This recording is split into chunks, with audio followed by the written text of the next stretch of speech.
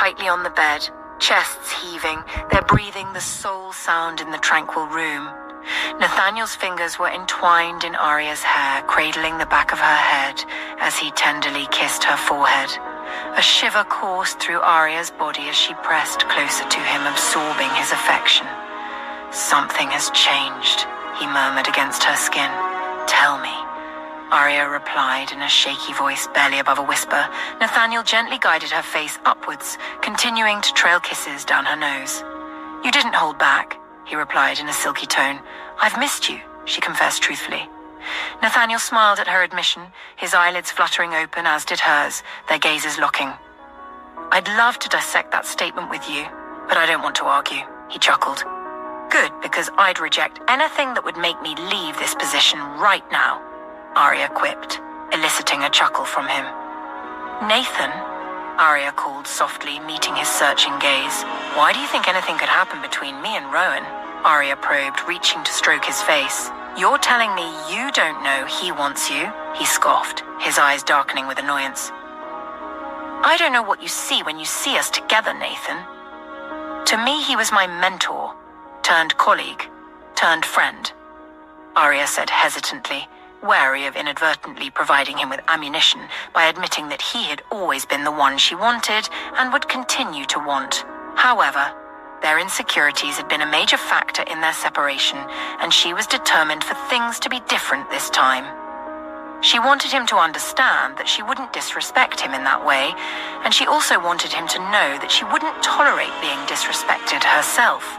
Recalling his telephone conversation with Julia Davies, she realized the importance of honesty between them, fearing that keeping secrets could once again drive them apart. "To you, maybe, but I'm a man, and I can see what you're choosing to ignore. Ariana, Rowan wants you. He's cautious about it, but he wants you, and I saw it the very first time you introduced me to him as your boyfriend," Nathaniel replied. Aria gave him a pensive stare. "Besides asking me out for coffee now and then, he hasn't jeopardized our friendship." "Nathan, I want you to trust me," she said, searching his gaze. "Focus on me. Nobody else matters. I'm the one you need to trust, because..." Her voice trailed off as she bit her lower lip. "Because?" Nathaniel prompted, his heart racing at the emotions in her eyes. "I don't want anybody else, Nathan," she said, simply lowering her gaze. Nathaniel gently tugged at her hair, urging her to meet his gaze. "Say that again," he commanded, his emotions evident. "I don't want anybody else, Nathan," she repeated. His heart soared. It was the closest admission to her still having feelings for him. "I know when you asked me to marry you, you did it for our boys, but..." Aria continued, her voice trailing off as she searched his gaze, swallowing softly. "You want a real marriage with me," he stated. "Only if you want the same," she replied, looking away. "Stop doing that," Nathaniel rasped with emotion. "Stop doing what?" Aria asked, directing her puzzled frown to meet his gaze. "Stop looking away, trying to hide from me," he explained. "I can't truly hide now, can I, my love?" she replied. Nathaniel let out a sigh and pressed his forehead to hers. "I'll give you whatever you want, whatever you ask of me. I can't believe I'm about to say this, but I need you to know that if I don't recover from the procedure," he added in a somber tone that sent a pang of fear through Aria's heart. "No," Aria snapped, pulling away from his arms and out of the bed. "Ariana," Nathaniel called in a pleading tone, but she ignored him. "No, Nathan. Whatever you want to say that involves saying goodbye, showing me you're prepared to give up before we even begin, I don't want to hear it," Aria yelled, her eyes blazing with emotion, halting Nathaniel in his tracks. He watched as tears welled up in her eyes before she turned away from him. Nathaniel got off the bed and approached her, attempting to draw her into his arms, but she slapped his hands away. Despite her resistance, he forcefully pulled her into his embrace. "Don't leave me like that," she whispered pleadingly against his chest. Nathaniel tightened his hold on her, burying his nose in her hair. "If you think I'm prepared to die and leave you to be loved by another, and my sons to be raised by another, you clearly don't know me, Ariana Hawthorne," Nathaniel breathed. Aria chuckled softly. "You're a possessive jerk," she whispered fondly. "Good, at least you know that side of me is still very much there," he rasped. "I'm sorry, baby, this is me. This is who I am." Aria didn't fail to notice the tension in his body and mellowed tone. "We will both work on it, see how we can refine your barbarian ass," she quipped, not wanting to talk about that, not wanting to talk about his imperfections right then. Nathaniel chuckled, and Aria heard him release a shaky breath as he gradually relaxed against her. Aria drew back slightly to gaze up at him. Nathaniel noticed the glistening streaks on her face and slowly lowered his head to kiss her tears away before claiming her lips again. "I suppose I have to get used to being tailed, then," Aria said with a sigh. Nathaniel went very still, pulling back from her with a pensive frown, his gaze inadvertently lowered to her body, and he couldn't help but stare. "Nathan?" Aria called, her tone light-hearted. He blinked and met her gaze. "You're staring," she teased. "You're stunning," he replied matter-of-factly, planting a quick, heated kiss on her lips before hastily getting dressed, grabbing his phone and heading towards the door. Aria watched him with a puzzled gaze, wondering about the urgency propelling him. Just as he reached for the door, Aria, now in her pajamas, called out, "Hey, where are you off to, baby?" Nathaniel stopped, feeling her voice calling him lovingly, stirring something inside him. "I need to speak with Tom," he replied, his voice low and mellow. "Okay, but have you had dinner?" she inquired. Nathaniel marveled at how natural the question sounded, almost like old times together, and he lowered his eyes to her ring finger, reminding himself that he'd married her and she was his wife now. "Wear your ring, Ariana," he said suddenly.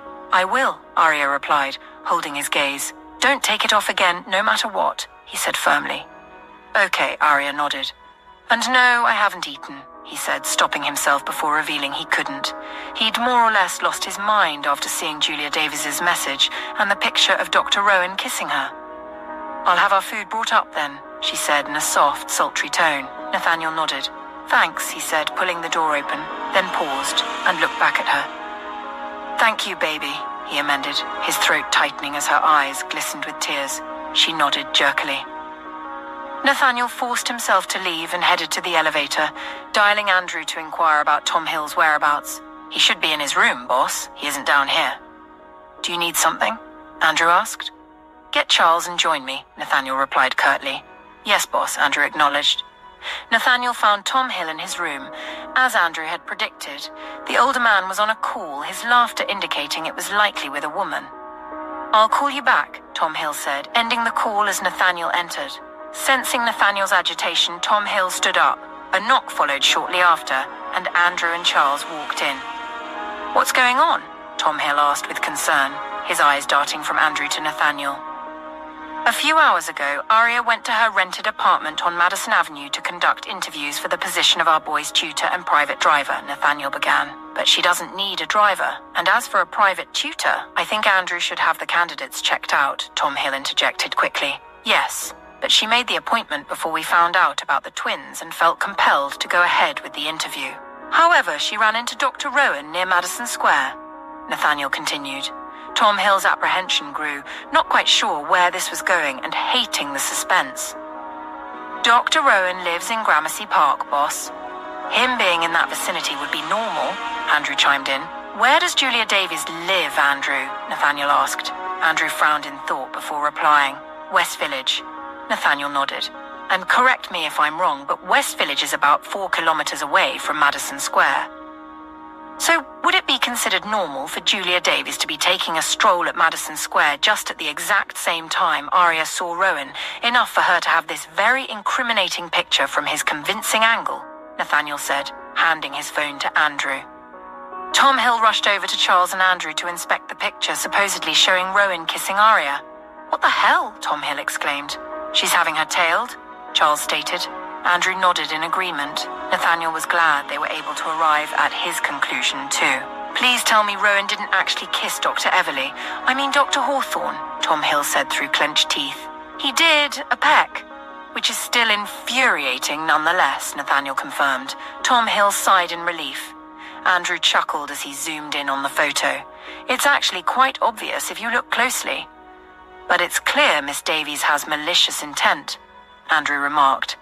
"And probably keeping an eye on the house," Charles retorted. "Well, whoever they are, they can't be lurking too close with our regular security sweep of the perimeter," Andrew added. Miss Davies has Dr. Hawthorne under surveillance," Tom Hill mused aloud.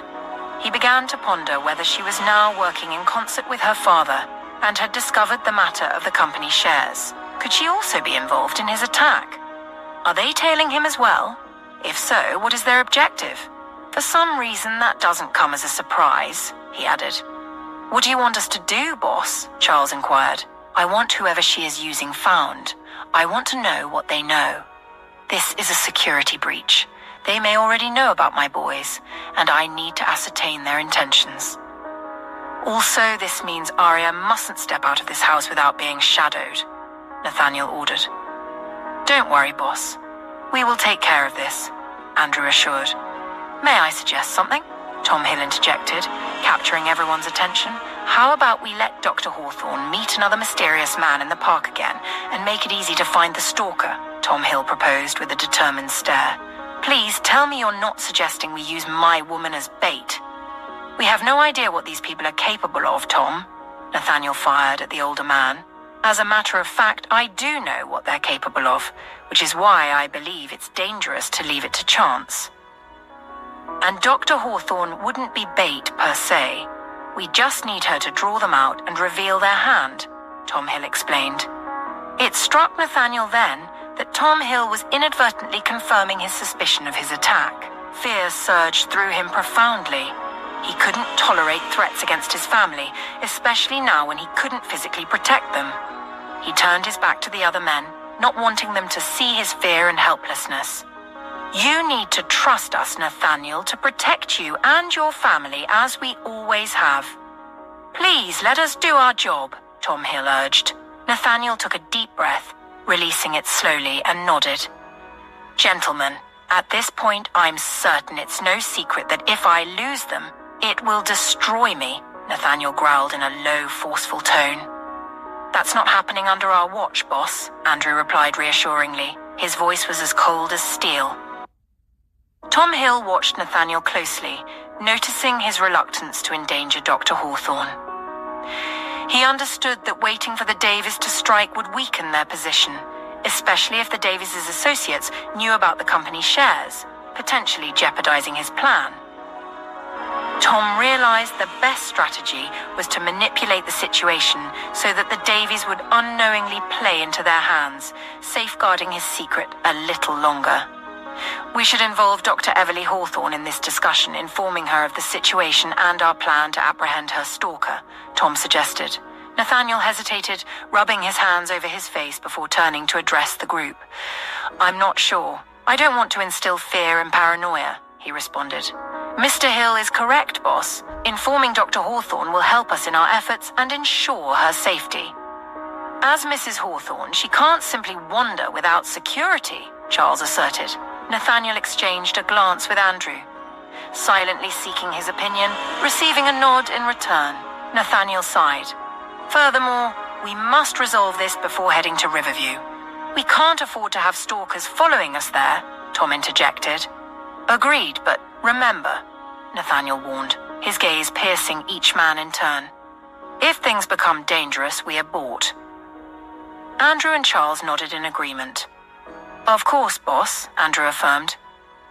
Meanwhile, aided by the kitchen staff, Aria had arranged for dinner to be served in Nathaniel's room. The twins had joined her, and the three of them were in the boys' room, where Aria was assisting them in putting on their pajamas. Nathaniel peered into the boys' room, locking eyes with Aria. His solemn stare and clenched hands hinted that something was amiss. Daddy! Liam exclaimed happily upon spotting his father by the adjoining door. Nathaniel's face lit up, transforming into his carefree, boyish grin. Daddy, Mummy said we're eating on the floor! Owen exclaimed with glee, hurrying to join Nathaniel. Nathaniel scooped up the two boys, holding them close. Really? On the floor? I've got to see this, Nathaniel responded with genuine enthusiasm, eliciting a chuckle from Aria. Come see, Daddy, Liam urged eagerly. The twins, holding their father's hand, eagerly led him back to his room. Although Nathaniel had seen the exotic spread of food where the coffee table used to be, he still acted surprised when the boys eagerly showed him the setting. Aria had transformed the couch's throw pillows into beanbags, arranging them in a circle around a variety of delicacies. The electric lights had been switched off, and the room was bathed in the glow of scented candles, about a dozen of them placed neatly at the center of the food spread, next to an ice bucket containing a bottle of fruit wine. The sight stirred memories of numerous nights when he had tried to surprise her with such spreads, vividly recalling how they had always ended. He wondered which of those nights had led to the conception of their boys. "Doesn't it look nice, Daddy?" Owen asked. Nathaniel nodded. "It looks great. Did you two help Mummy with this?" he asked, in a playful, softened tone. The boys shook their heads. "Mummy doesn't like us near fire," Owen explained. "Yeah," she said. "We're going to give her hypertension," Liam stated, pronouncing each syllable carefully, which made Nathaniel chuckle. "You know your mum cares a lot about you and doesn't want you to get hurt," Nathaniel responded. "Yeah, she loves us more than the whole big world," Liam exclaimed, his face lighting up with joy as Aria giggled in the background. Looking at Aria, Nathaniel said, "I hope there's space for one more." Aria threw him a searching gaze. "Shall we?" he asked, motioning towards the food. "Yes, thank you," Aria replied. The four of them settled down to eat together, and Nathaniel couldn't suppress the overwhelming gratitude he felt for the opportunity to spend time with his family like this. After dinner, Aria and Nathaniel allowed the boys to play video games in their room, providing them with a chance to talk. Once the boys settled in front of the television, Nathaniel gently closed the adjoining door and turned to face Aria. "Are you okay?" Aria asked quickly, her concern evident. "I'm fine, come here," he replied, extending his hand for her to take as he led her to the side couch. Sitting beside her, he intertwined his fingers with hers, using his other hand to cover hers as he began to speak. "I need to share something crucial with you, but before I do, I must explain the power dynamics within my company so you can understand the gravity of the situation," Nathaniel started. "All right," Aria responded, looking at him with a puzzled expression. "Farmer Hawthorne has 10 shareholders, including us. The Hawthornes, who are the founders and hold 50% of the shares. My mother owns 15%, my father owns 30%, and I was given 5%. Among the remaining shareholders are Tom Hill, John Davies, Julia's father, and Greg Houston, who collectively hold the majority. Despite our family being seen as a single entity, each member manages their shares independently. However, there's a policy preventing any Hawthorne from having veto power. This was why my father gave my mother 15% upon their marriage, and I received 5% at birth. Before you and the boys re-entered my life, I controlled half of the shares, which was not supposed to happen. When I fell ill, Tom Hill insisted I take time off for treatment, prompting us to inform the board. Despite having no family, I maintained control of the shares. They wanted me to relinquish control. Tom convinced Greg Houston to support me, and Julia convinced her father, allowing me time to decide how to handle the extra shares. With their backing, there was no opposition. Recognizing the importance of having another shareholder on my side, I chose Julia Davies as my partner. Our union was. Nathaniel paused, meeting Aria's gaze, aware that what he was about to reveal would confirm that he never got over Aria and wasn't quite ready to be that forthright with her. "Partly for business reasons?" Aria inquired. Nathaniel reluctantly nodded. "And she's also beautiful and fits your literal type," Aria added, attempting to withdraw her hand, but he held on, searching her eyes and refusing to let go. Julia was precisely what I needed to navigate that situation, even though Tom disagrees. But now, with you here, taking me off the marriage market and with 2 heirs, Nathaniel chuckled. "Have I created a problem?" Aria asked, pointedly, giving him a meaningful look. "No, baby, I've created a problem. It seems I'll continue the Hawthorne legacy, and my name won't die with me after all. Julia Davies must have her eyes on at least 15% of the shares, which would be for you and the boys now, Aria," Nathaniel replied. "I don't want your shares, Nathan," Aria quickly replied. Nathaniel smiled into her eyes. "I know, but you asked to be my real wife. So it's yours unless you've changed your mind," he replied in a mellow tone, giving her a penetrating stare. Aria shook her head. Nathaniel raised his hand to gently stroke her delicate jaw. "I'll keep 30%, you get 10, Liam gets 5, and Owen gets 5. Tom Hill has 10. Altogether, we have 60% of the Hawthorne conglomerate. Even if Tom Hill goes rogue tomorrow," Nathaniel said, "we would still have our 50% to keep the group of companies in the family." Aria recalled the file Tom Hill showed him of John Davies's shares and thought perhaps she should tell Nathaniel that he had 70% of the shares and not 60, but she didn't believe it was her secret to reveal. If Nathaniel's father had left Tom Hill as Nathaniel's guardian, he must surely know what he was doing. And now, I'm afraid Julia Davies is fixated on you for obvious reasons, Nathaniel continued. Fixated? What do you mean by fixated? Aria asked, furrowing her brows. Nathaniel decided to show Aria Julia's message. Aria gingerly collected his phone and read through the message. I thought you sent someone to tail me, so then it was her. She was following me? Aria asked, bemusement laced with anger in her voice. No, she has someone following you, Nathaniel confirmed. Aria shot him a glare. Wonderful, another of your psycho lovers, Aria retorted. Except this isn't school anymore, Ariana. This is real life. Do you have any idea what the Davies will lose from this? He gestured between them. I expected her to be livid. I hadn't expected her to become so consumed, and she doesn't even know we are married and have children yet. Or I hope she didn't, Nathaniel said, rising to walk to the window. Are you telling me that our babies and I are in danger? Aria asked, her tone tense. You married me, Ariana, and had my children. I've spent all my life with grown men tailing my every move. Don't tell me it didn't occur to you that the decision to even be with me is dangerous in itself, Nathaniel said, locking gazes with her. Aria let out a sigh. What do we do? She said in a low voice. Our immediate problem is to deal with your stalker, Nathaniel replied. Deal with? As in, eliminate? As in, kill? Aria asked, her eyes widening. Nathaniel chuckled. No, my beautiful paranoid one. We need to set a trap, capture them, and interrogate them to find out what they know. Then hand them over to the police, he explained. Aria let out a sigh of relief. Don't worry, the Hawthornes aren't at mafia level yet, he added with a quip. Aria giggled. I take it you have a plan, she inquired. Actually, it was Tom's idea. He wants to create a scenario where you're found again in the park, so my men can search the grounds for your stalker or stalkers, Nathaniel replied. Aria's eyebrows furrowed. How secure would this operation be? She asked with a pensive stare. I'll put in all my resources if need be. You'll be protected, Nathaniel assured her. You told me not to take off my wedding ring. Are we keeping our marriage secret with our babies? Aria asked, noticing Nathaniel's frown. Why do you ask? I can tell you're planning something, Nathaniel replied, walking back to stand in front of her. Remember, we have 48 hours for our mini honeymoon before we head to Riverview.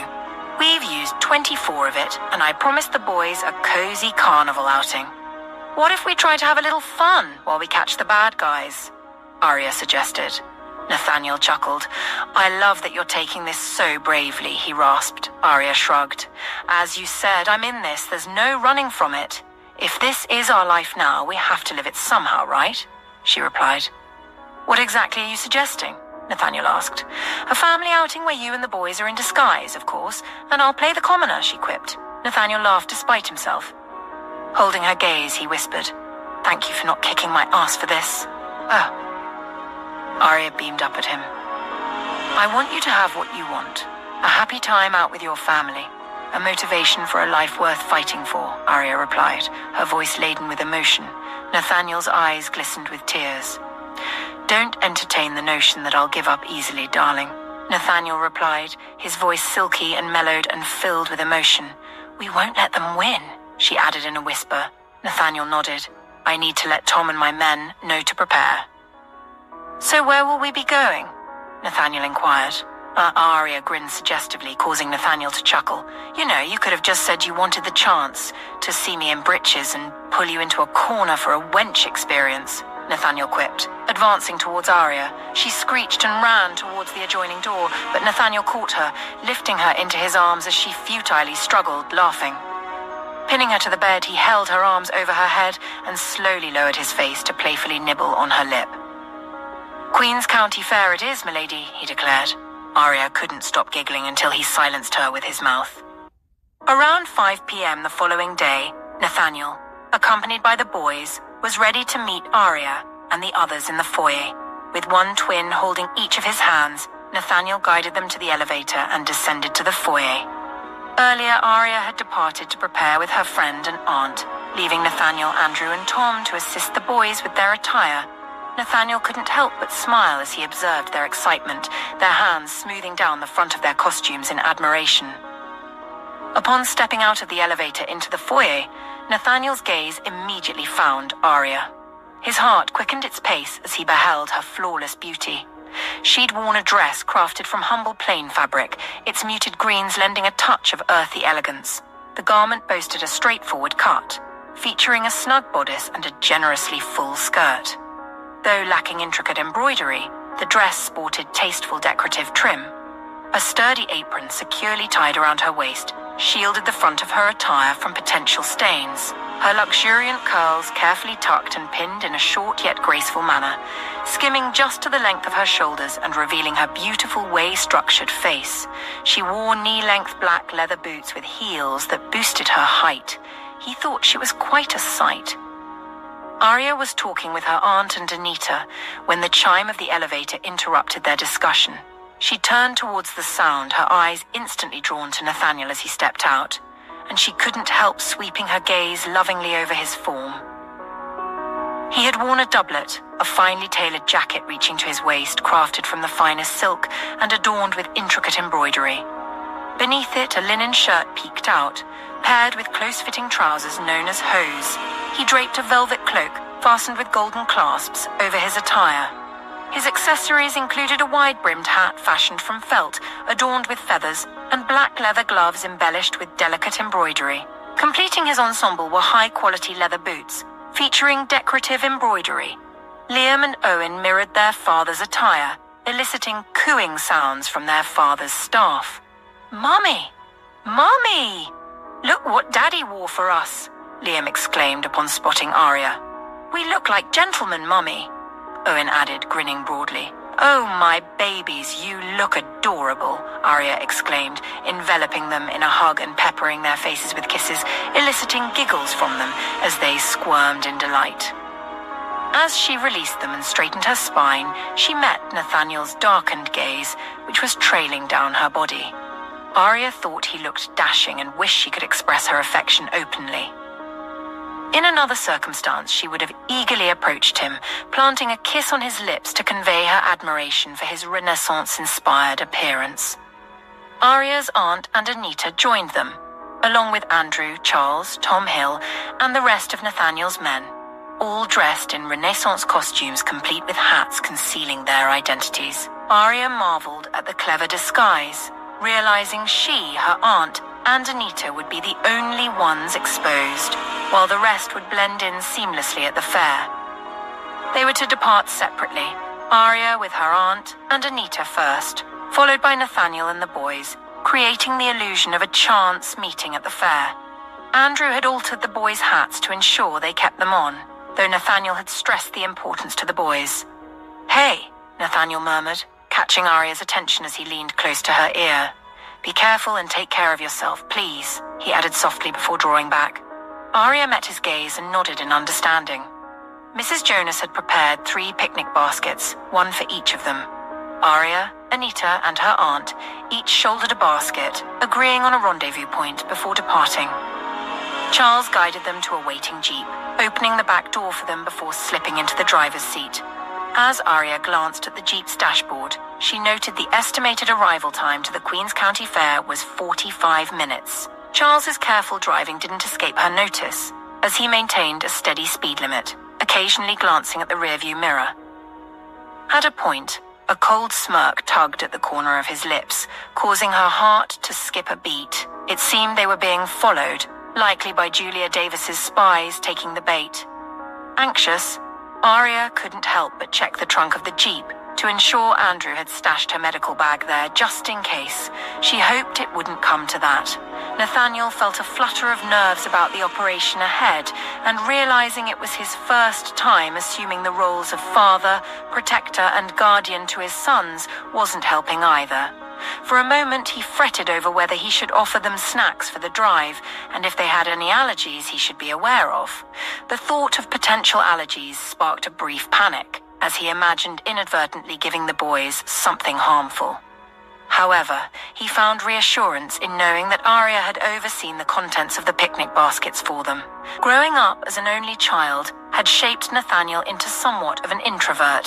He had found solace in his own company, spending his time reading and exploring, which sharpened his mind but also made it difficult to connect with peers.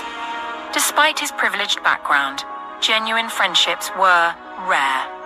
High school had been a positive experience, but Nathaniel knew that many people only sought his company because they thought he was cool due to his wealth. His first genuine friend was Ethan, whom he met during his first year at Harvard. They bonded over a class assignment, but Nathaniel noticed Ethan trying to keep his distance. When Nathaniel confronted him, Ethan revealed that he was solely focused on excelling academically to provide for his mother.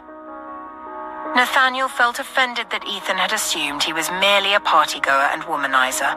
"I understand your perspective, but I believe we can pursue both," Nathaniel had told him.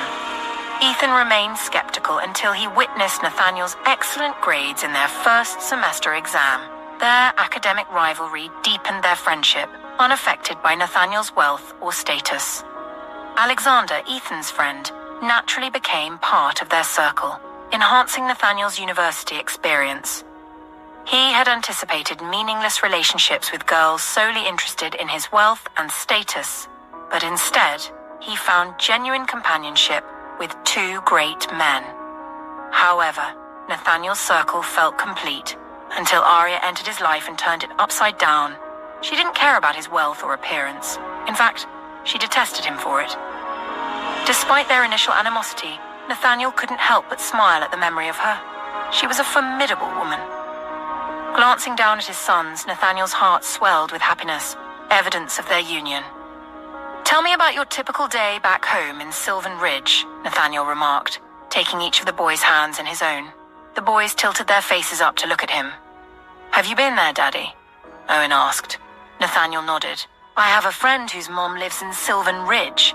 I went there once for his birthday, and that's where I first met your mom. It turned out we attended the same school, but I didn't know it at the time," Nathaniel explained. "Then you traveled the world together," Liam said with a smile. Nathaniel nodded, returning his son's smile. "Yes, we did travel the world together, but your mom didn't like me at first," Nathaniel quipped, eliciting laughter from the boys.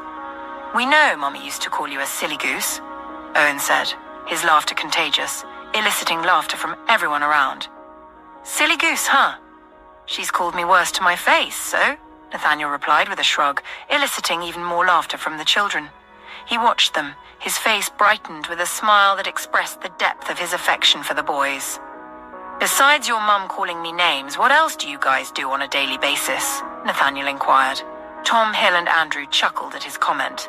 "How was your school experience? Do you have friends you are missing?" Nathaniel continued, glancing from one to the other. "Mom homeschooled us because the principal wanted us to go to another school," Liam replied. "Because we're too smart for our class," Liam added. "Nice," Andrew chimed in from the front of the car, earning wide smiles from the boys. "So, like parents, like children, huh?" Tom Hill remarked, his tone filled with pride. Nathaniel couldn't help but feel proud too, though he wondered why Aria had chosen homeschooling over sending them to a school for gifted children. Before he could ask, Liam provided an answer.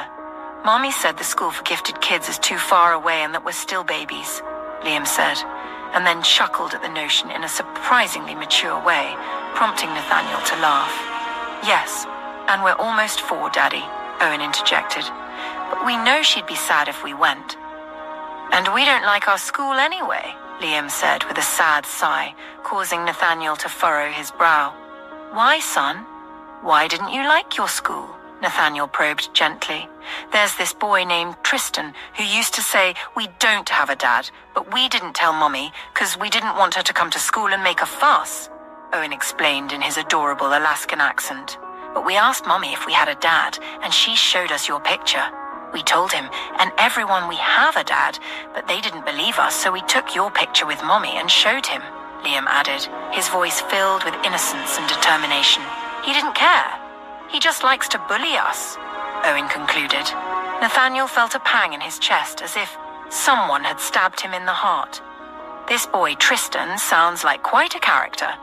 I would very much like to meet him, Tom Hill remarked, his tone carrying a cold undertone. Why didn't you think you could tell your mum? Nathaniel asked, trying not to show the ache in his heart. It would make her cry for sure, Liam replied, his tone tinged with sadness. Why don't you live with us, Daddy? Owen asked, his innocent question causing a lump to form in Nathaniel's throat. What did your mom say about that, son? Nathaniel inquired, struggling to keep his voice steady. She said you would find us when you are ready. We didn't understand, Owen replied, his brows furrowed in confusion. Well, I suppose she was right, Nathaniel replied, his voice thick with emotion. We are together now. And, he hesitated, not wanting to make false promises, not wanting to assure them they would never be separated again when he knew his illness threatened that. What your daddy is trying to say is, now that he has indeed found you and your mommy, he will never be separated from you again. Andrew interjected from the driver's seat, his voice firm and resolute. Tom Hill nodded in gratitude, unable to bring himself to finish Nathaniel's statement. The reality of his illness was a burden they all struggled to bear. Just like Grandpa Hill said, I would like to meet Tristan too. He sounds like a punk, Andrew added. Nathaniel couldn't help chuckling, despite tears glistening in his eyes. Do you two realize he's probably just a 4-year-old kid, Nathaniel said, addressing Andrew and Tom Hill. He's still a punk and a bully, Tom Hill replied, glancing back at the twins and winking, which made them giggle. Would you two like to try regular school? Or do you still want Mommy to tutor you? Or perhaps you prefer home tutors? Nathaniel asked. We heard Mommy telling Aunt Anita that we would go to regular school later, Owen said. But I don't know. I don't want to be bullied again, Liam said. Stop the car and open the rooftop, Nathaniel ordered Andrew. Yes, boss, he promptly replied, doing as he was told. Nathaniel observed his son's keen interest as they watched. Smiling at them, he helped them peer out onto the New York streets. Look closely at this city, New York City, and other cities across the United States like this, even some parts of the world, is partly your inheritance. Generations before you, your great-great-grandfather, your grandfather and me, have built wealth and influence into your family name. I need you two to know your heritage, because with it, no one will ever dare to bully you, Nathaniel reassured them. Really, Daddy? Owen asked, in awe. Yes, son. A time will come when you will take over from me and leave your own imprint. I need you two to understand your worth and the power in your name. Do you understand me? Nathaniel probed. The two nodded in agreement. We shouldn't be afraid, Liam said confidently. Yes, Owen echoed. So let me ask again, would you two like to try regular school? Or do you still want Mommy to tutor you? Or perhaps you prefer home tutors? Nathaniel probed, wanting to ensure the boys didn't lead an isolated life like he did. I guess yes, Liam replied. Yes, Daddy, Owen said with confidence. Good, but like your mom said, it won't be immediate. We'll get home tutors for you, but we'll also take turns teaching you. Would you two like that? Nathaniel inquired, darting his gaze from one to the other. Yes, Daddy, the two chorused after sharing a glance. Nathaniel let out a soft sigh. Tell me more about your life in Sylvan Ridge, he asked, sitting back and listening to their stories, smiling with his heart aching at what he'd missed. He silently prayed that he would never be separated from them again. As Aria, her aunt, and Anita arrived at the bustling Queens County Fair, they were greeted by a colorful array of people in costumes, as well as others in their regular clothes. The fair boasted a plethora of entertainment options for the entire family, including carnival rides, games, and various activities like sack races, spoon relays, and kids' crafts. Additionally, there were educational opportunities such as historic farmhouse tours, cooking demonstrations featuring locally grown produce, tractor-drawn hay rides, and visits to the farm animals, which Aria knew the boys would adore. I heard there's going to be pie eating and corn husking, Aria's aunt remarked. Would you like to join, Auntie? Aria quipped with a laugh.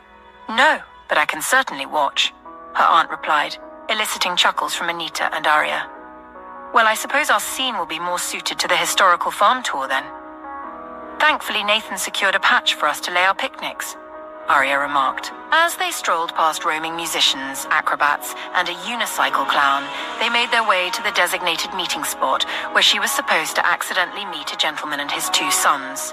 A smile danced at the corners of Aria's lips.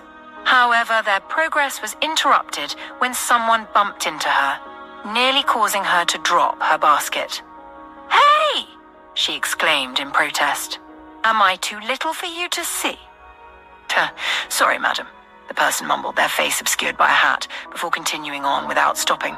"What an idiot," Anita muttered, concern lacing her voice as she asked, "Are you okay?" "So rude," Aria's aunt interjected. "I'm fine, thank you," Aria replied, though a sense of unease gnawed at her, but she remembered Charles was there, blending into the crowd, along with Nathaniel's men, keeping a watchful eye on them.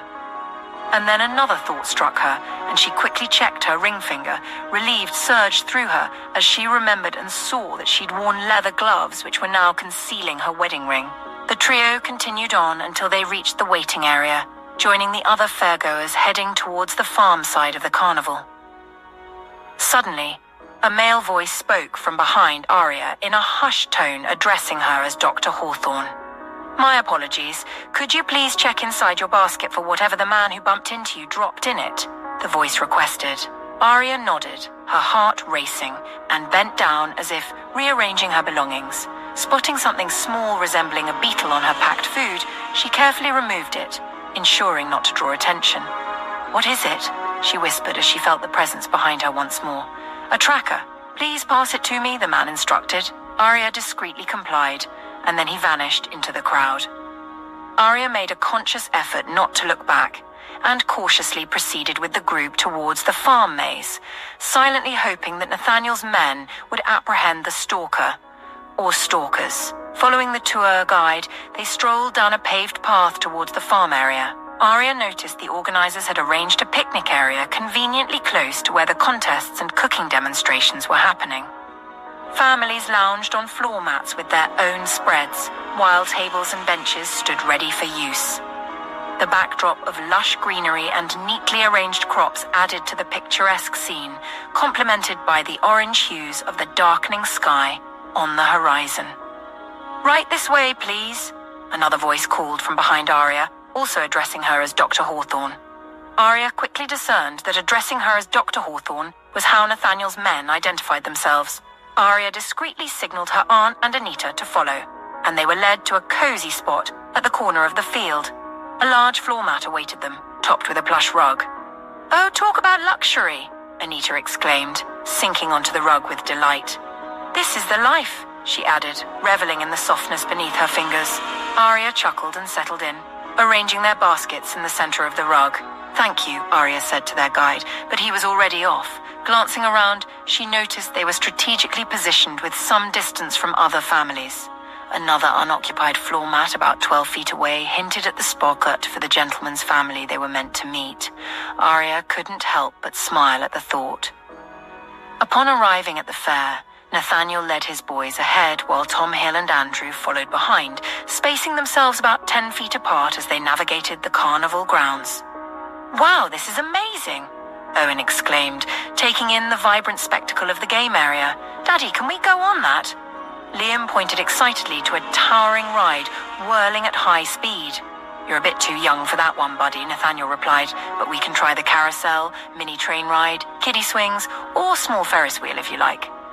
"Can we try everything, Daddy?" Liam asked eagerly, with Owen echoing his enthusiasm. "Absolutely, and I have a surprise for you too later," Nathaniel said, grinning at their excitement. "Yeah," the boys cheered.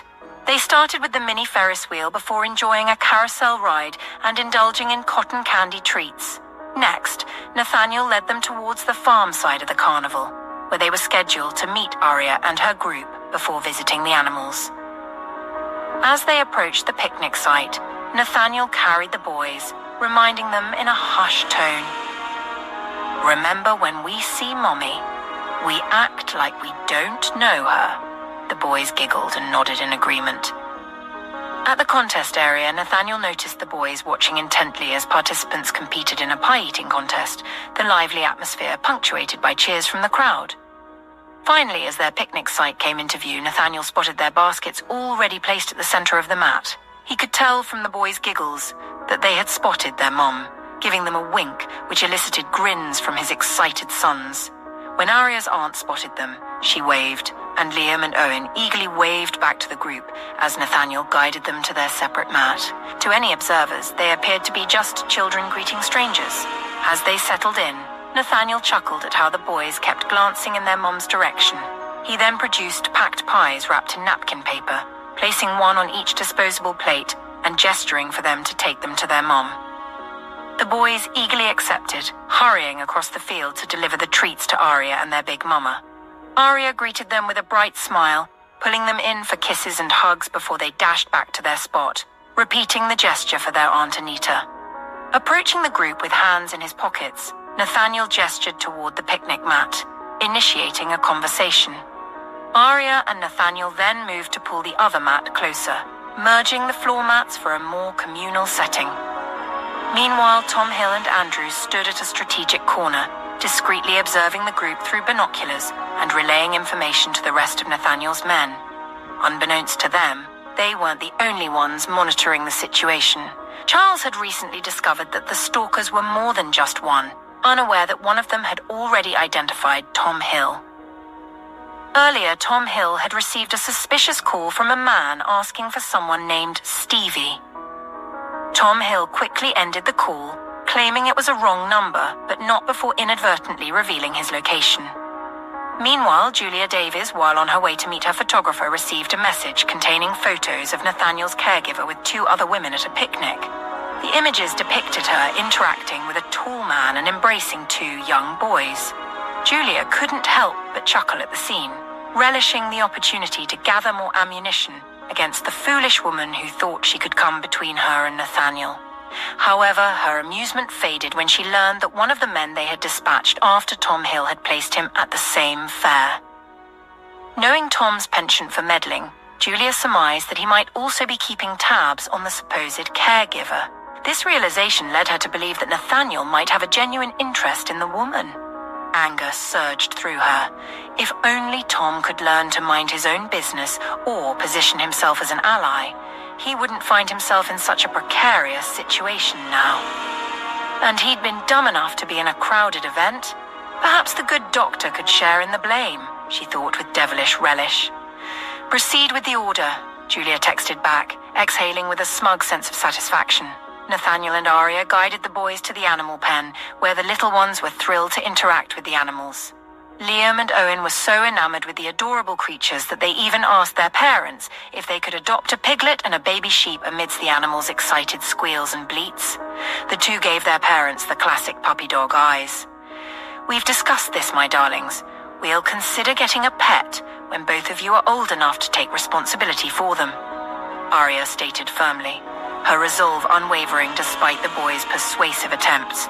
Nathaniel couldn't help but marvel at how adept she was at standing her ground.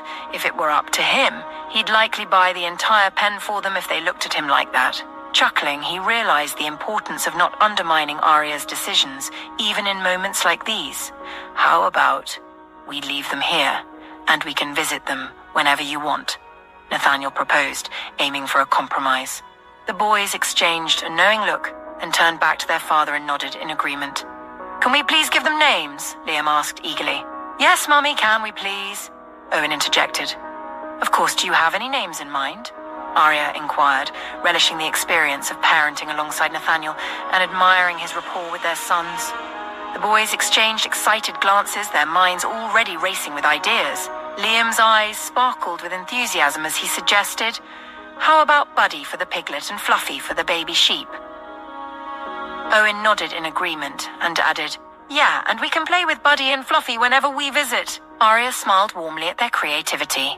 Buddy and Fluffy it is then, she declared, reaching out to stroke the animals affectionately. Welcome to the family, Buddy and Fluffy. Nathaniel chuckled and pulled out his phone to speak with the organizer, eager to ensure that his son's new animal friends would be available for future visits and ready to send more money in addition to the donation he had already sent. After striking a bargain with the organizers, he rejoined Aria by the pen, standing close to her as she gave him a sidelong glance, her eyes searching his. Are you okay? She asked in a hushed tone, her gaze probing. Nathaniel nodded. I'm perfect, thank you, he replied, gazing at her with intense affection that made Aria's heart flutter. Recalling what the boys had said about Aria's busy schedule, Nathaniel realized how much time she had devoted to them, despite her father's crushing debts. Although still harboring some resentment for her not informing him of her pregnancy earlier, he couldn't help but appreciate her efforts and sacrifices in ensuring their sons had a good and comfortable life. This realization softened his heart even further toward her. He yearned to kiss her, but he knew he couldn't. The night before had been quite an experience. It was as if, for a moment, they had regained the telepathic connection they used to share, able to anticipate each other's thoughts effortlessly. A smile played on his lips as he remembered the playful banter that had ensued, leading them to once again spend the night in each other's arms. Aria could sense Nathaniel's longing for her as they stood side by side, leaning against the wooden fence of the pen. Unable to resist, she inched closer until her side was pressed against his. Nathaniel smirked, subtly lowering his hand between them. Aria mirrored his movement, and their hands met, gently brushing against each other. With parted lips, Aria breathed in deeply as Nathaniel circled the pad of his thumb against her palm. The desire to turn to him and kiss him overwhelmed her, pulsing through her with intensity. "Boys, remember the surprise I mentioned?" Nathaniel said, capturing the boys' attention. "Yes, Daddy," the two chorused eagerly. "Come, let me show you," he urged, gesturing for them to join him and Aria. The boys hesitated, their gazes flickering between their animal friends and their parents. Aria chuckled softly. "I promise you'll love this surprise," Nathaniel assured them. As if possessing telepathic ability, the boys shared a look, nodded in unison before hurrying to their father, who lifted them out of the pen. Aria carried Owen, while Nathaniel hoisted Liam onto his shoulders. Together, the four made their way to a horse stall where horses were being prepared for rides. "No way!" Owen exclaimed with wide eyes at the sight of the horses. "Are we going to ride the horses, Daddy?" Liam asked with excitement. "Yes, son. Would you like to?" Nathaniel replied. "Yes, yes," the two chorused eagerly. Aria noticed two familiar faces among the crowd. Nathaniel's men, who appeared suddenly to assist the boys in choosing their horses. One helped Liam onto a gentle brown steed, while the other guided Owen onto a smaller, docile mare. With the boys settled, Nathaniel effortlessly mounted a spirited chestnut stallion, extending his hand to Aria without hesitation. She accepted it, feeling a rush of warmth as Nathaniel enveloped her in a hug before guiding the horse forward. As they rode along an isolated path beside a tranquil pond, Liam and Owen's excited chatter filled the air. Aria turned to gaze up at Nathaniel, her heart fluttering as their eyes met. His gaze was dark and smoldering, mirroring her own desire. "Daddy is the coolest," Liam exclaimed with delight, his voice carrying over to them. "This is the best day ever," Owen added enthusiastically. "I agree, Daddy is the coolest," Aria whispered, leaning in as Nathaniel halted the horse, capturing his lips in a slow, fervent kiss. "You're torturing me," Nathaniel rasped against her lips, his voice husky with desire. Aria giggled softly, savoring the moment. "Daddy, can we bring the horses home?" Liam's voice drifted to their ears, eliciting a chuckle from the two of them. After an hour of horseback riding, they eventually made their way back to the horses' stall. On another part of the grounds, Charles guided the man who had planted a tracker on Dr. Everly Hawthorne to a barn where horses were kept. Meanwhile, Tom and Andrew discreetly tailed another man who had shown excessive interest in Dr. Everly Hawthorne's activities. As Tom Hill listened in on Charles, he could hear a girlish giggle, signaling that the plan was underway. Charles was tasked with luring the stalker into the barn and disarming him. Tom and Andrew monitored the situation through their communication devices, hearing the sounds of a scuffle as Charles seemingly caught the tracker off guard.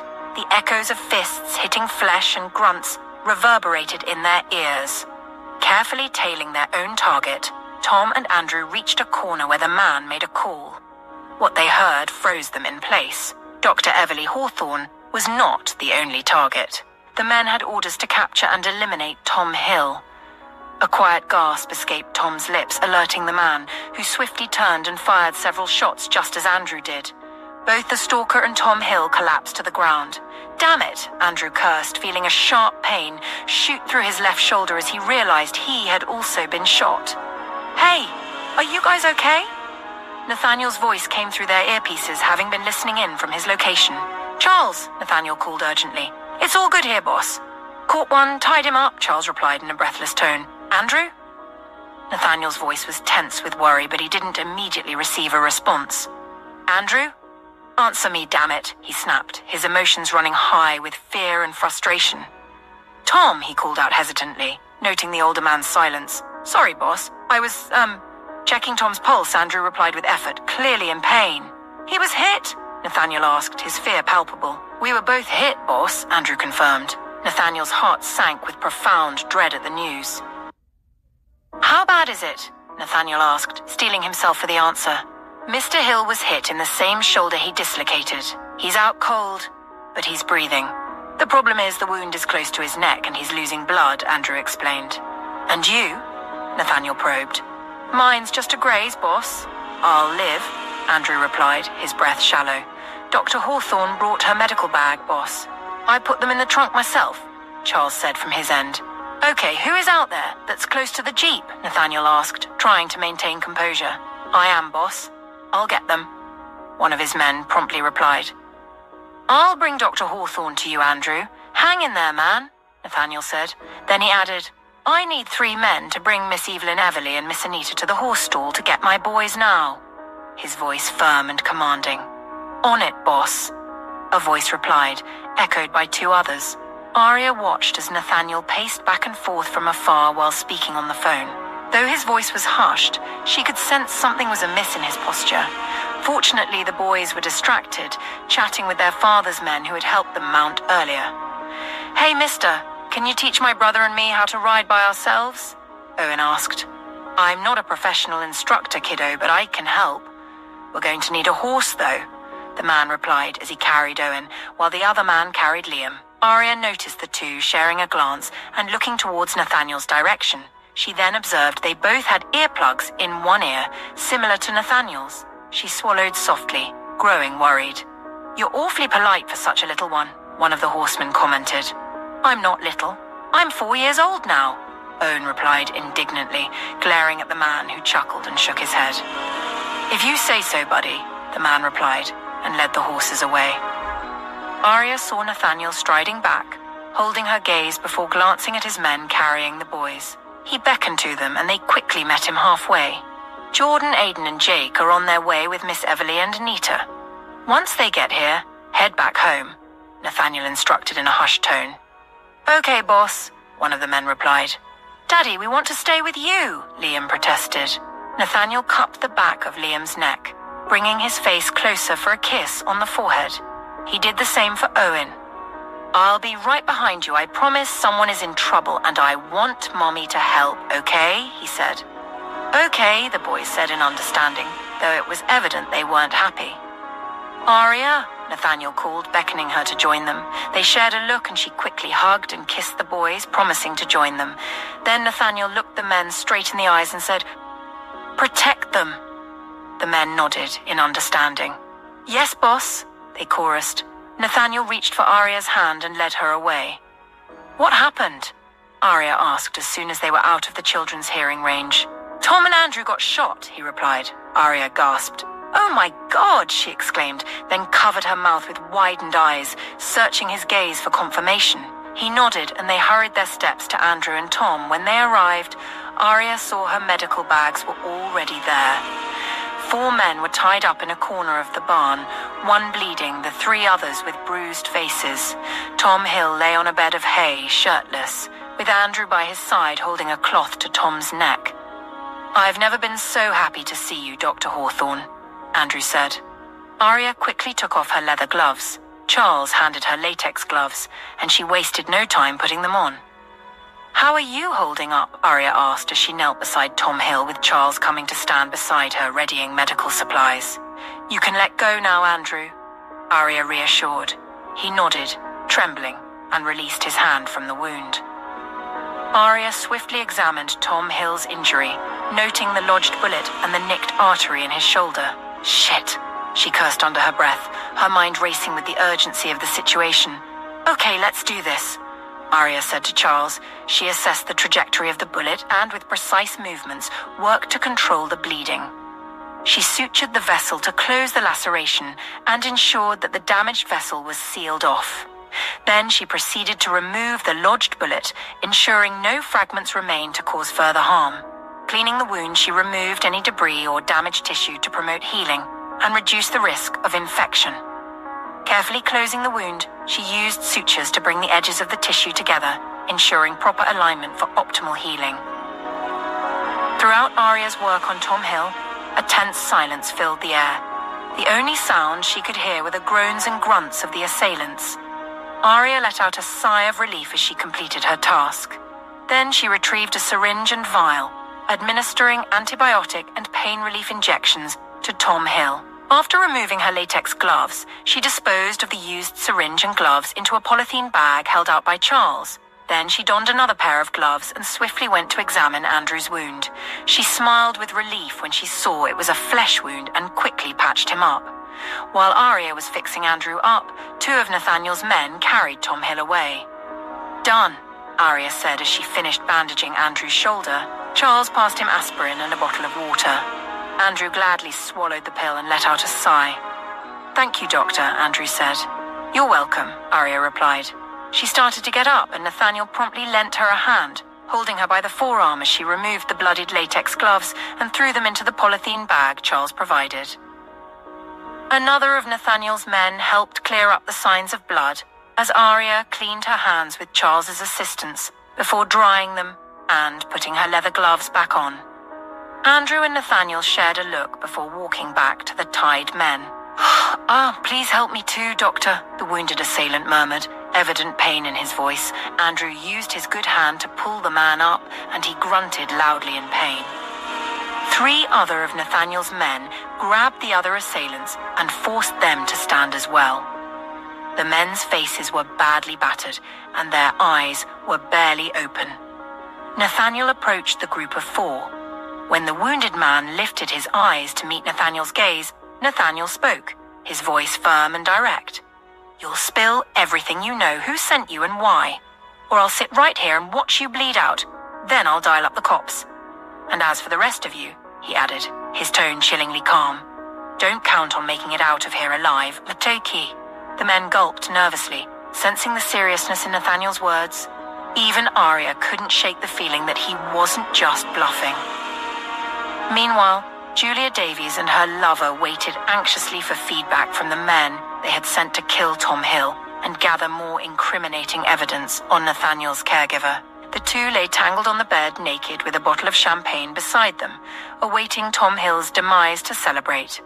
"Why not just eliminate the lady?" Julia's companion suggested. Julia rolled her eyes. "She's insignificant enough not to warrant that much trouble." "Do you doubt my ability to handle Nathaniel Hawthorne on my own?" she replied, her anger simmering in her voice. She despised that he dared to question her seductive prowess, much like her father did, and she didn't like it one bit. "I'm just saying, it would be quick and effective," the man replied. "I can handle Nathaniel Hawthorne on my own. The only person I need out of the way is that old gizzard," Julia snapped, feeling offended.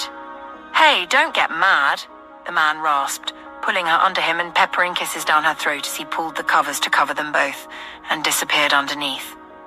Later, Julia checked the time, realizing it had been 4 hours since they last heard from their men. Growing worried, she shook her companion awake. "Call your men. This is taking too long," she instructed.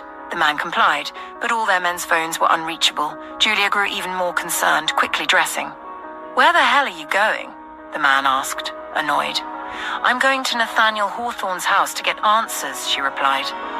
"Are you going to let him touch you again?" the man asked tensely. "You're cute when you're jealous," Julia cooed, pressing a quick heated kiss to his lips. Julia Davies cherished the fact that her photographer was genuinely infatuated with her, just as she had been with him. However, after spending all these months with Nathaniel Hawthorne, her feelings were not so straightforward. Nathaniel has a way of aggressively and thoroughly taking her, leaving her feeling completely sated and destroyed, while her photographer is gentler and sweeter in bed. If Nathaniel could live and desire her as much as her photographer did, she wouldn't hesitate to eliminate him. It was unfortunate that Nathaniel was going to die, which she believed would give her time to emotionally reconnect with her photographer. Even if he became a problem, having the last name Hawthorne would make it easy to dispose of him, but Julia doubted it would come to that. The man was deeply in love with her and easily manipulated, unlike Nathaniel. "Stay," he pleaded. "I'll be back, darling." "Let's find out what's going on with your men," Julia said before leaving. A few minutes later, she arrived at Nathaniel's house in the Upper East Side, just as Miss Everly, Anita, and the boys were climbing the foyer stairs. She hurried up the porch stairs, noting the scarce guards and absent-mindedly glimpsing a portion of the foyer through the glass wall. Pressing the doorbell and knocking persistently, someone finally answered. Miss Julia Davies, good evening. Mrs. Jonas, Nathaniel's housekeeper, stood at the door, blocking her way.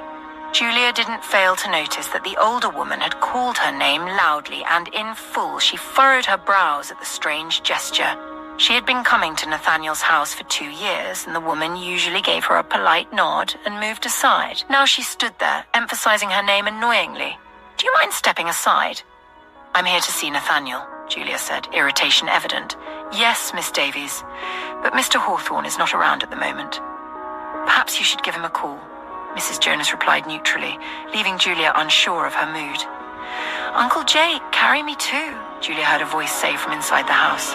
Her eyebrows furrowed, but as she looked into the housekeeper's face, she could detect no hint of emotion whatsoever. "Who was that?" "Does Nathaniel have visitors?" Julia asked, bemused. "No, that was from Lucy's soaps. Please call Mr. Hawthorne, madam." "Have a good evening," Mrs. Jonas said before shutting the doors.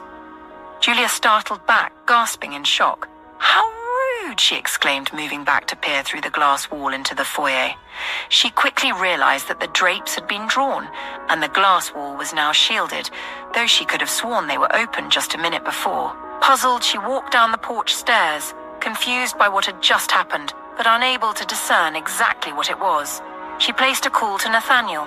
In a lucid dream, Tom Hill relived the moment he overheard one of Dr. Everly Hawthorne's stalkers speaking on the phone, confirming orders to take him out.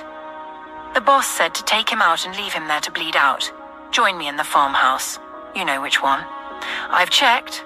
It's isolated and deserted," the man said, alerting Tom and Andrew that there were more than 2 men and others prowling around the fair. Hearing his name and their planned fate made Tom gasp, inadvertently alerting the man who opened fire with his soundproof magnum. Andrew acted quickly, but not fast enough to stop the man in time. Tom was jolted awake as the bullet tore through his flesh, knocking him off his feet. Breathing heavily and now conscious, he realized he was in a moving car, his wound patched up, but still throbbing. "Is that Miss Davies's car?" one of the men said. "Reverse, man, don't let her see us," another voice urged. "Oh, you're awake, Mr. Hill," the man beside him said. Tom nodded, still disoriented. "Where are we going? What happened?" "And where is Andrew?" Tom asked, his agitation evident. The driver expertly reversed the Jeep into an alley and turned off the headlights. "Relax, sir. Andrew is fine. Dr. Hawthorne patched you two up good. They're currently interrogating the stalkers," the man explained. "Interrogating?" Tom repeated, cursing inwardly at the implication. "So the man isn't dead?" he asked. "No, not yet. We caught 4 of them," he replied. "Aye, those damn bastards. We roughed them up good." Another guy chimed in. "Didn't you say you saw Julia Davies?" Tom asked through gritted teeth. "Yeah, her freaking car just pulled into the compound," the driver replied. Tom was certain she had come to ensure he was truly dead. He fumed silently. If Nathaniel found out about the shares from Julia Davies's, he'd make her pay for any fallout, including her attempt on his life. She's not the only one who knows dangerous people, Tom thought angrily. Aria felt a pang of fear at the prospect of Nathaniel becoming involved in the interrogation. Memories of his past aggressiveness flooded her mind. Though he appeared calm, Aria sensed it was a facade. The men had nearly killed Tom Hill and Andrew, significant figures in Nathaniel's life. She suspected he was seething with anger, yet kept it hidden, prompting her to wonder if her presence restrained him. "Come, Aria, let's leave the men to do their job," Nathaniel suggested, stepping away after issuing threats. Aria hesitated, her gaze fixating on the man with the gunshot wound, blood pooling beneath him. She reminded herself that the man almost killed Tom Hill and Andrew, but her inner doctor made it difficult to simply walk away. Approaching Nathaniel, Aria glanced at each man before focusing again on the seriously wounded one. If I appeal to Mr. Hawthorne to allow me to examine your wounds, would you all cooperate and disclose everything while I'm treating you? Aria inquired. The man's nod was slow. Aria, Nathaniel called, intending to convey his reluctance to assist the men. He had no intention of aiding them. Instead, he planned to extract the necessary information and involve the fair's security to contact the police. However, upon seeing the man's nod and sensing their imminent defeat, another plan began to take shape in his mind. Thus, when Aria looked at him with a pleading expression, he nodded in agreement. Nathaniel's men helped arrange a spot on a bed of hay for the man with the gunshot wound to recline, while Aria began her examination. Charles approached the man and urged, "Please proceed, we're eager to hear." Midway through the men's confession, Nathaniel received a call from Julia Davies. Glancing at the caller ID, he recognized her name and swiftly strode out of the barn through the rear entrance. As he stepped outside, a cold breeze greeted him, followed by a gentle touch of snowflakes on his face. He sighed softly, reflecting on the erratic and unpredictable weather. Answering the persistent call, he said, "Hello." "Booking an appointment to see the president is easier than seeing you these days," Julia remarked. "Why do you say that?" Nathaniel replied, a smirk tugging at the corner of his lips. "I'm right at your doorstep," she teased. "I've told you I'll let you know when to come," Nathaniel replied, attempting to conceal his frustration. "I know, but I've missed you and thought I should come to remind you of what you're missing," she cooed. "Well, I'm not around, as I said," Nathaniel reiterated. "Mrs. Jonas mentioned it, though she seemed a bit strange," Julia added. "How so?" Nathaniel inquired. "I can't quite put my finger on it, but did you have visitors?" "I thought I heard a child's voice inside the house," Julia asked. "I don't know, Julia, as I'm not at home." "Did Mrs. Jonas say who it was?" Nathaniel questioned. "She said it's one of your maids watching a series. It shows how they become uncontrollable once you're not in the house. You're too lenient with your staff. But don't worry, once we're married, I'll help you put everything in order just the way it should be," Julia said eagerly, awaiting his response to gauge his mood and his commitment to their marriage plan. "Yeah, I suppose you're right," Nathaniel replied, his tone inscrutable, leaving Julia uncertain about his feelings. Despite this, she felt a surge of happiness, believing her photographer's men had not been discovered as she feared. "I really want to see you, Nate. Let me show you just how badly I missed you," she whispered seductively before putting the call on hold. Leaning back in the car's seat, she took a provocative picture and sent it to him. "See, I miss you so much," she cooed into the phone. Nathaniel didn't bother to open the blurred picture before deleting it. "Beautiful as always. I'll call you to let you know when to come over, Julia. Take care, and extend my greetings to your father," he said before ending the call. "Boss?" Andrew called from behind him. Nathaniel turned to find Charles and Andrew waiting at the entrance to the barn, with Aria in a corner giving him a scrutinizing look. He could tell she had once again overheard his conversation with Julia. "Miss Julia Davies was mentioned, sir, but I don't think her father is involved. However, remember that guy I told you about? Sean Cavalier?" Andrew said. "Yes," Nathaniel affirmed. "He's the middleman," Charles added. "These men originally worked for Durham," Andrew stated, maintaining eye contact with Nathaniel. Durham was a mafia wannabe who owned a club in Brooklyn. Andrew had a history with the man from his past life and described him as a vindictive bastard. Andrew had owed him money, and Durham had taken it out on Andrew's sister until Tom Hill intervened. Tom had to literally buy the girl from the fucker, tripling the debt Andrew owed, and had to get the girl out of the country to keep her safe. "What should we do about them, boss? You know Durham would find a way to free them from the cops' grasp." Andrew voiced his concern. Nathaniel nodded and walked back into the barn, passing by Aria and giving her a glance as he did so. "Thank you," he said to her, and she nodded, giving him a guarded glance. Once inside, Nathaniel observed that Aria had attended to all four men. The one with the bullet wound was still lying on the bed of hay, his torso mostly wrapped in bandages. "Thank you, Mr. Hawthorne," the injured man rasped gratefully. Nathaniel nodded, slipping his hands into his pockets. "How much did Durham pay you to end Tom Hill's life?" he asked, his gaze steady. The man swallowed softly, glancing nervously at his companions. "We haven't been paid yet, sir," he replied. Turning to the other three men, Nathaniel inquired, "And you? How much were you paid to tail Dr. Everly? We haven't been paid, sir," they replied in unison. Nathaniel nodded thoughtfully. "How much would you typically receive for such a job?" Nathaniel probed further. Durham protects our family, and we receive a monthly payment from him for being part of his group," one of them explained. Nathaniel nodded in understanding. "What if I offer you all that plus additional money? Would you be interested in working for me instead?" Nathaniel asked. The men exchanged fearful glances. "Mr. Hawthorne, Durham would hunt us down like dogs," the man on the haybed supplied, his voice tinged with fear. "I don't think you understand," Nathaniel said, his eyes darting from one man to the next. "Durham meddled in something that's none of his concern. He attempted to have my lawyer and head security killed. These..."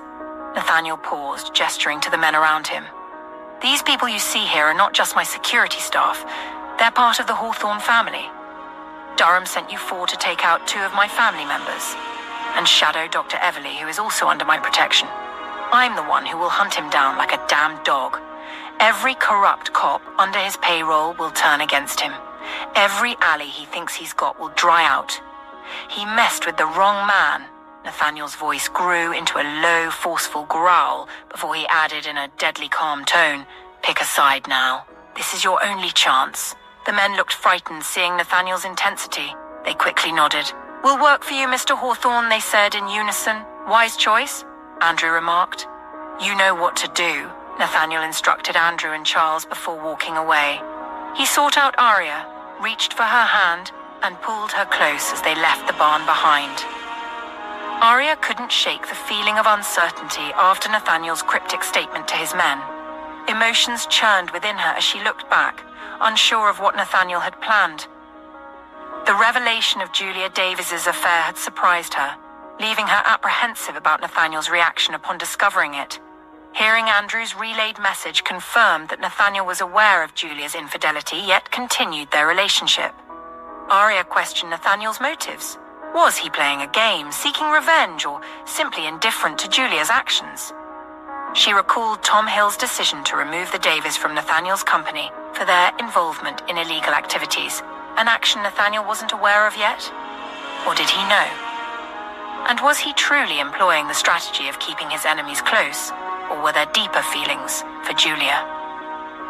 Perhaps he wasn't quite ready to let the other woman go just yet. The possibility of Nathaniel's emotional detachment and calculated approach to relationships unsettled her, especially considering his desire to go as far as to marry Julia. "Quit overthinking, you'll give yourself wrinkles," Nathaniel murmured. Aria gave him a sidelong glance, and their eyes locked in intense scrutiny. Snowflakes began to fall, albeit lightly, adding to the serene atmosphere. The fresh scent of the farm mixed with the crisp aroma of snow created a wholesome fragrance that prompted Aria to inhale deeply. For a moment she was captivated by the image Nathaniel presented, snowflakes gently landing on his hat, the brim casting shadows onto his face, adding a touch of mystery to his handsome face. "How did you know I was lost in thought?" she asked softly. "Because I've known you for a minute. And I know that when you get all quiet like that, staring into space, you're either plotting how to murder me or contemplating something equally wicked." He joked. Aria chuckled despite herself and playfully nudged him in the side. He smiled down at her, wrapping an arm around her shoulders to pull her closer to his body. When Aria felt him tremble, she said, "We should get you out of the cold, Nathan." He glanced at her, a small smile playing at the corners of his lips. "That wasn't from the cold, baby," he rasped. Aria halted, and as if sensing her intention, he wrapped an arm around her waist to give her a boost. Aria instinctively cupped his jaw and pressed her lips to his.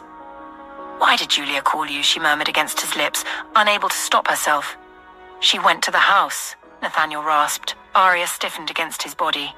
"Don't worry, she doesn't know about the boys yet," he reassured her.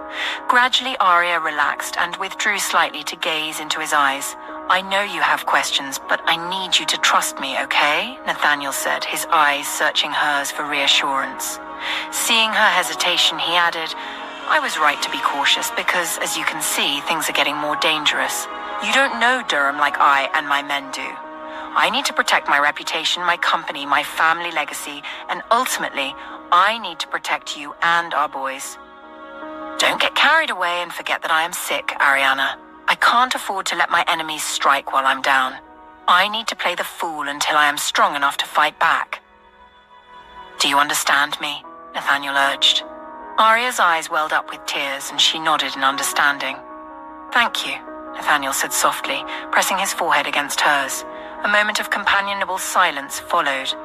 So, earlier before we left the house, you seemed quite taken with the boys' outfits.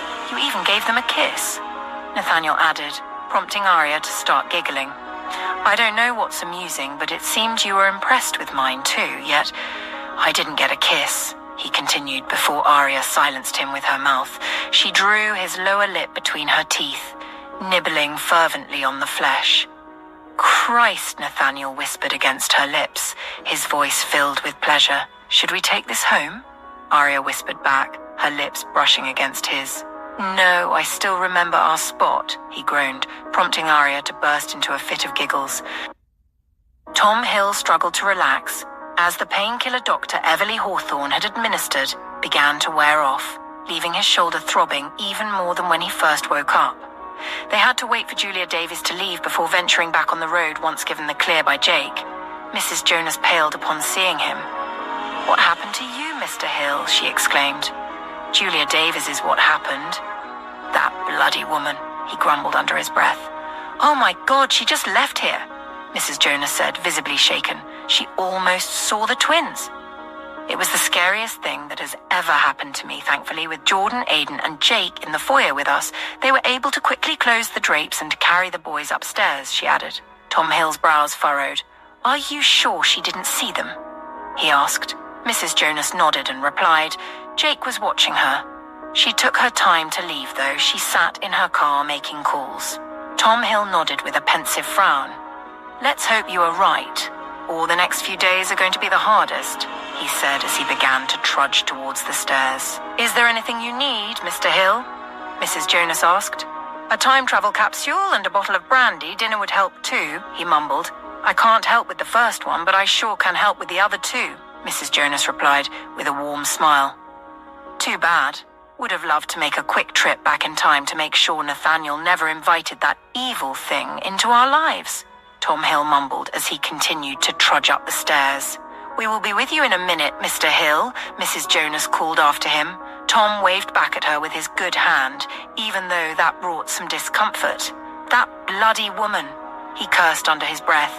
He wished he could anticipate what kind of punishment Nathaniel would give him after learning about the shares. He let out a tired sigh. He just hoped Nathaniel wouldn't fire him and tell him to leave.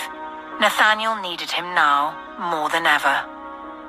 Entering his room, he headed straight for the bathroom, and the reflection in the wall mirror confirmed he had indeed been through hell. Attempting to disrobe, the pain became unbearable, prompting helpless tears to well in his eyes.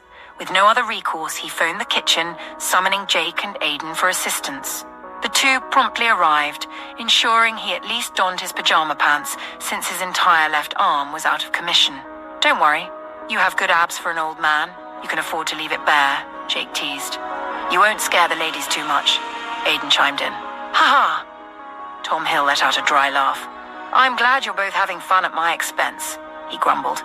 Now, grumpy old men nobody likes, Jake teased, earning a glare from Tom Hill. The two laughed. True to her word, Mrs. Jonas had the kitchen staff swiftly deliver food and a bottle of brandy. Jake and Aiden helped themselves to the drink as Tom ate, pouring some for him as well. However, just as he took a sip, a knock resounded from the door before it swung open, revealing Nathaniel peering inside. Tom's heart skipped a beat. Are you kidding me? Is that alcohol? Dr. Everly Hawthorne exclaimed from behind Nathaniel. Striding across the room, she took the cup from him. Tom stared longingly at the glass of alcohol as he swallowed softly. I really need that, Doc, he said with a sigh. Jake and Aiden chuckled. Dr. Everly Hawthorne passed the half-filled cup to Jake, who downed it with devilish relish. Tom glared at him. I will get a stronger pain reliever. Excuse me, she said before leaving. Tom gingerly glanced in Nathaniel's direction.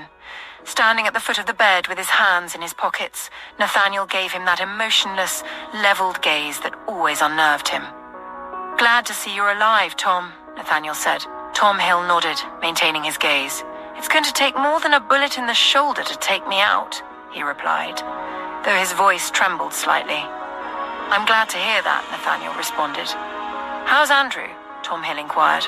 "He's fine. We were coming to see you together, but Miss Anita Reynolds asked to see him," Nathaniel explained with a frown. "Anita Reynolds? Why? Is she okay?" Tom Hill asked, puzzled about why Dr. Everly Hawthorne's friend from Alaska would want to see the ex-serviceman. "I think she was worried and has been waiting for our return," Nathaniel replied. "I think she cares about Andrew, boss," Jake chimed in, causing every eye to turn to him. He shrugged. "And I think the feeling is mutual," he added. Tom Hill chuckled while Nathaniel blinked. "I can't believe I missed that." "Didn't even think of that possibility," Nathaniel murmured. "That's because none of us has seen him with a girl before. Glad to know his equipment is still working," Tom Hill joked, prompting laughter from everyone. However, a tense silence followed, and Tom Hill let out a sigh, unable to bear the suspense much longer. "Nathaniel, let me start by saying I'm sorry that I had to do what I did behind your back. I made an oath to your father to always do what's best for you and the company.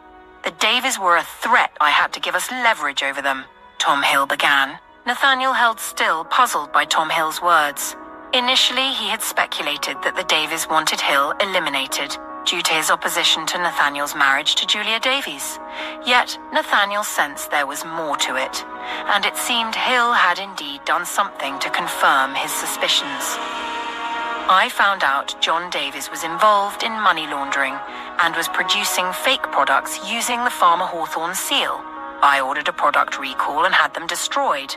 I had to strike a bargain with him to keep it quiet, but ensure all our customers know the Davies are not representing or have any ties to Farmer Hawthorne. I'm sorry I broke the family rule and brought back the shares. You must understand they need to be out of our lives," Tom Hill pleaded. The room fell into such a quiet state that if a pin dropped, it would have echoed loudly. Nathaniel felt a mix of emotions swirling within him. Although he was aware of the Davies' illicit dealings, due to delegating the task of keeping tabs on Farmer Hawthorne's shareholders to Andrew, knowing it was technically Tom Hill's responsibility, Nathaniel had anticipated Hill overstepping, hence Andrew's role as his watchful shadow. When Andrew stumbled upon the Davies' involvement and Hill's awareness, they had left it to him to handle, assuming he would address the aspects directly impacting Farmer Hawthorne, such as curbing the misuse of their seal and ensuring John Davies ceased falsely representing the company. However, they hadn't anticipated the extent of Hill's actions. Nathaniel was frustrated that Hill had concealed this from him. He couldn't fathom why Hill had disregarded the rule and purchased the shares. It dawned on him that the funds used must have been substantial. Though Davies had been caught off guard by Hill's revelation, Nathaniel knew him to be a greedy opportunist with his eyes set on Farmer Hawthorne. "Where did you get the funds from?" Nathaniel inquired, his tone cool and composed, belying his inner turmoil. "Did you take it from one of the trust funds?" He probed further. "No. You've instructed me not to touch those. I stumbled upon a dormant fund labeled custodian that had remained untouched for years. I presumed I could replenish it with the revenue shares over the years," Tom Hill responded. "Once again, I apologize. I realize I overstepped," he added remorsefully. "If you were given a chance to do it again, would you?" Nathaniel asked, his tone probing. Tom Hill sighed heavily. "To protect you, yes, I would," he replied. "Then I would appreciate it if you'd spare me the hypocritical apologies." Nathaniel snapped. "That money isn't mine, Tom," he added firmly. "It would be automatically returned at the end of each year. It's already set in motion," Tom Hill replied. He was well aware that the funds were not Nathaniel's, or rather that the revenue flowing into that account stemmed from the gift Nathaniel had bestowed upon his wife, Dr. Everly Hawthorne. It was this realization that had prompted him to make another calculated move, despite knowing it would land him in hot water. But now, there was no turning back. Nathaniel sank onto a nearby couch, running his hands wearily over his face. It had been an exhausting day and he felt bone-tired. He was about to embark on a treatment trip that would render him temporarily incapacitated. He acknowledged that he needed Tom's assistance, but he couldn't allow him to continue acting independently without consulting him. Aria patched up the assailants, and we let them go. Nathaniel began. "You let them go?" Tom Hill exclaimed, bewildered. "Yes, we did. But they now work for me," Nathaniel added, fixing Tom Hill with a cold stare. "They are to report back to their boss and inform him that they got you, but it was a struggle in which one of them was shot, and the rest engaged in a skirmish with your guards.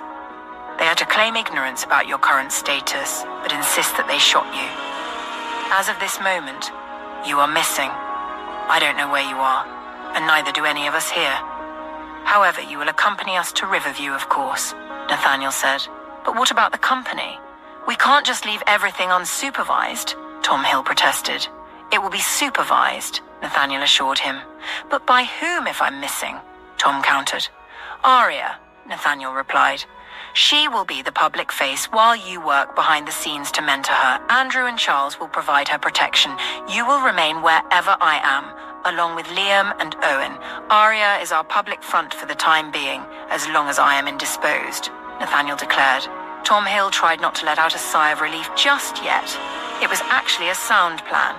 They could all operate discreetly while Dr. Everly Hawthorne played the role of supervisor. With her medical background, Tom figured she could pull it off. And with his recent actions, unknown to Nathaniel, the shareholders would have no leverage over her. The Hawthornes collectively held the power and majority shares now. Tom Hill nodded in agreement.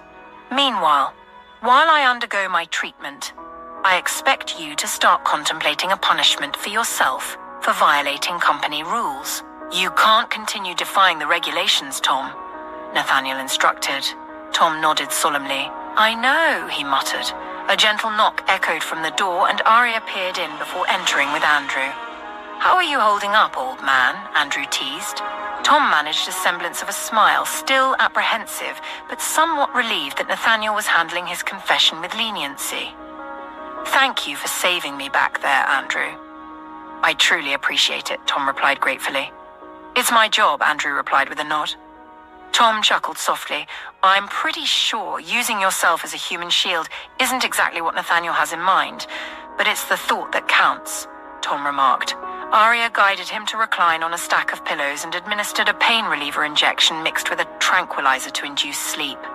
Nathaniel rose and waited for Aria to finish before they departed together. Tom let out a sigh of relief. As Andrew approached to offer a friendly pat on his uninjured shoulder and adjust his covers, Tom couldn't help but ask, "Were you present when the assailants disclosed the information about the shares to Nate?" "Shares? What shares?" Andrew replied, puzzled. "I didn't hear anything about shares while we were there, but I can't say for certain what was discussed after we left." Jake chimed in. Tom sat up, a sense of dread creeping over him. "Are you telling me none of you heard the assailants tell Nathaniel about my purchase of the Davies shares for him?" Tom asked through clenched teeth. "Nope," the men chorused in unison. "And I was with them the entire time. I even paid them up front for their new roles," Andrew added. "Son of a—" Tom groaned, realizing he had inadvertently incriminated himself. "Andrew, tell me this. Does Nathaniel know about the Davies' illegal activities?" Tom inquired, suspecting Nathaniel might be privy to more information than he let on, similar to his knowledge of Julia's affairs. "That's classified, Mr. Hill." "You know I can't answer that question," Andrew replied diplomatically. Tom growled in frustration, sinking back onto the bed. "I really hate it when you two pull that," he grumbled. "Pull what, Mr. Hill?" Andrew inquired, a smirk playing on his lips. Tom couldn't help but chuckle. "Well played, Nathaniel Hawthorne. Well played," he muttered, eliciting laughter from the men. Upon arriving at the house earlier, Nathaniel and Aria first checked on the boys before heading to see Tom Hill. Liam and Owen were sound asleep, unaffected by Aria's tender kisses on their foreheads, or Nathaniel's combing his fingers through their dark curls. Smiling, they realized the children must have been exhausted. Returning to their room with the adjoining door left slightly open, Aria stood before the bathroom mirror beginning to undress.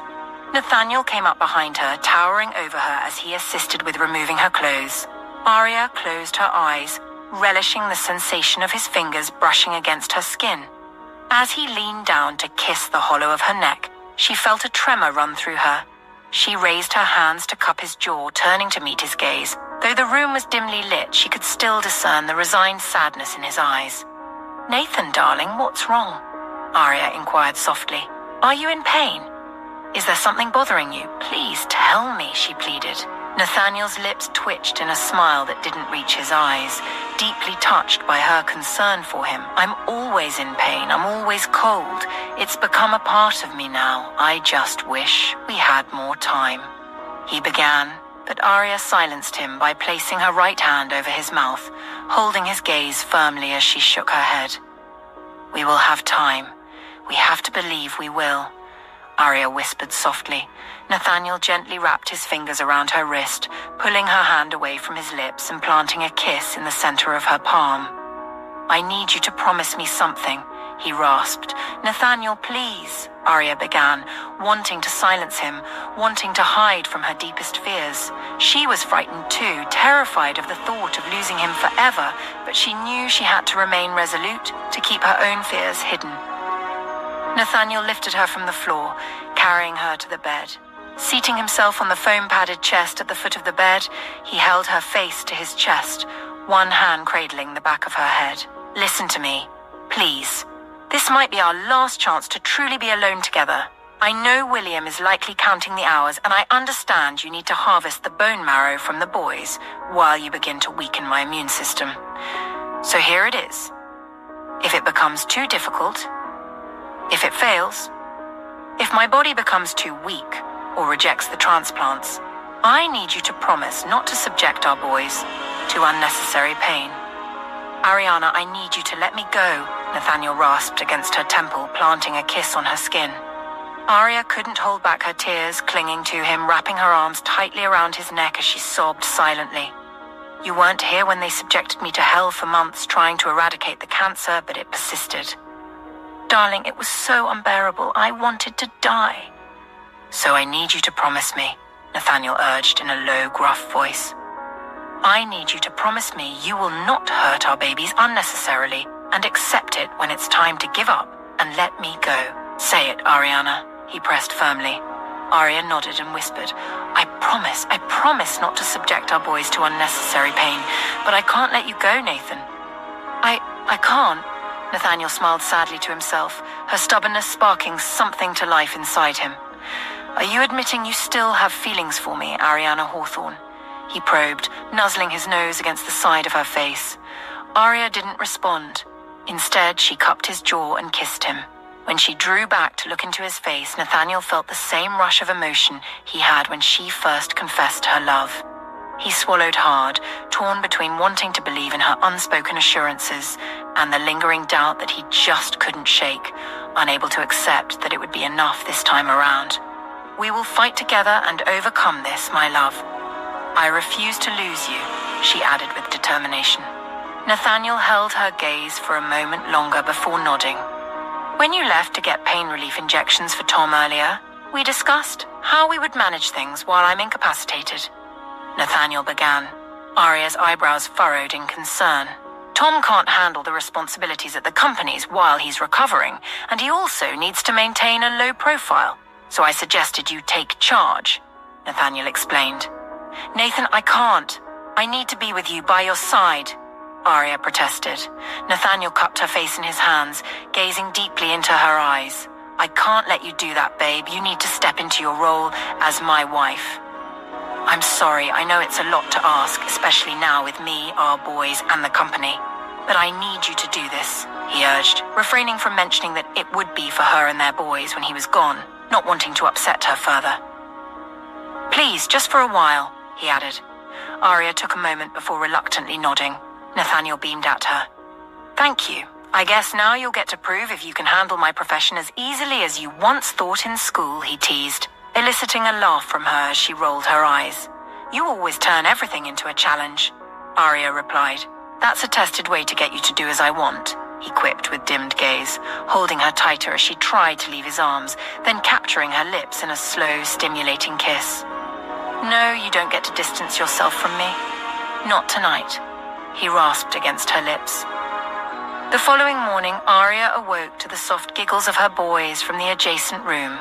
With a smile on her face, she stretched and rose from bed, padding her way across the room to the adjoining bathroom, following the sound of their voices. Carefully peering in, she saw Nathaniel in boxers, gently drying Liam's hair before delicately running a comb through the curls and gingerly styling it just the way he used to do his own. Owen sat beside them, already done with his hair, handing Nathaniel hair products to apply to Liam's hair. After finishing the boy's hair, Nathaniel wore a hair net to protect their hair and clothes, before donning thick raglan sleeve shirts for the two of them. Then, he removed the hairnet and helped them into their pants. Drawing them close, he pulled them onto his lap, wrapping his arms around them to make them rest against him.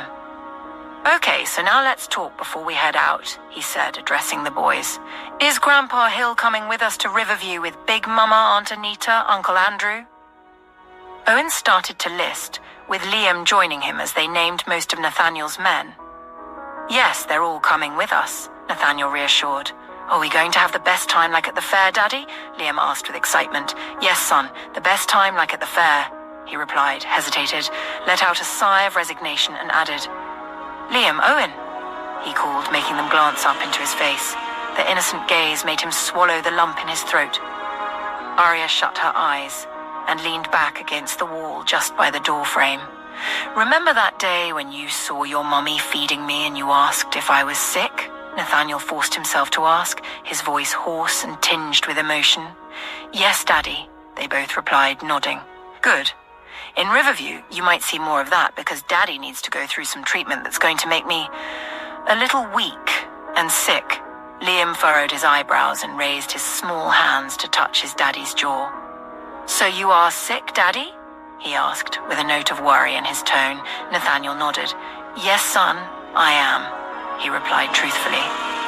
"Was that why you didn't live with us in Sylvan Ridge, Daddy?" Owen asked. "No, but I want you to know that I regret not living with you in Sylvan Ridge, and the past few days that you've been with me have been my happiest next to being with your mommy," Nathaniel said in a hoarse tone laden with emotion. "Don't be sad, Daddy. We are here now," Liam said, getting up to wrap his arms around his dad's neck. Owen did the same. Nathaniel chuckled, taking quick breaths and trying not to break down right then. "Thank you, my boys," Nathaniel expressed gratefully, patting the two on the back. "Now, while I am sick and undergoing treatment, I want you two to try and help me take care of your mummy and Grandpa Hill." "And Uncle Andrew," Liam chimed in. "Yes, son, and Uncle Andrew and Uncle Charles, everyone," Nathaniel said.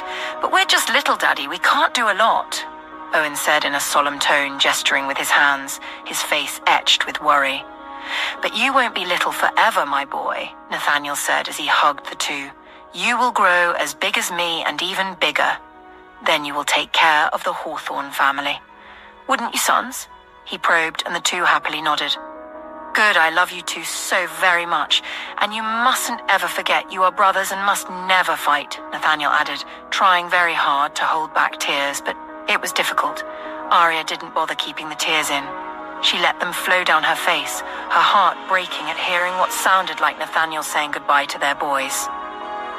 Aria left the doorway before she could be discovered, running to the bathroom and turning on the shower, sobbing quietly as she turned on the water, letting the splattering sound on the ceramic flooring drown her sobs. Nathaniel, emotionally raw after his time with Liam and Owen, hadn't realized Aria overheard his conversation with their sons, and she did her best to conceal her presence afterwards.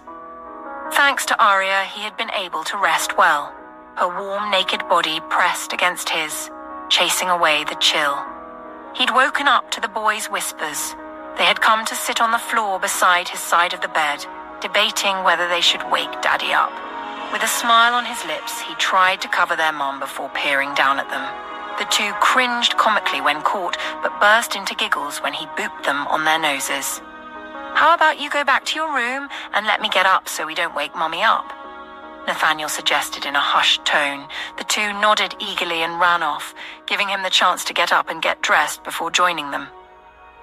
Spending the morning with his boys had been enjoyable, but having to prepare them for what to expect in Riverview was tough.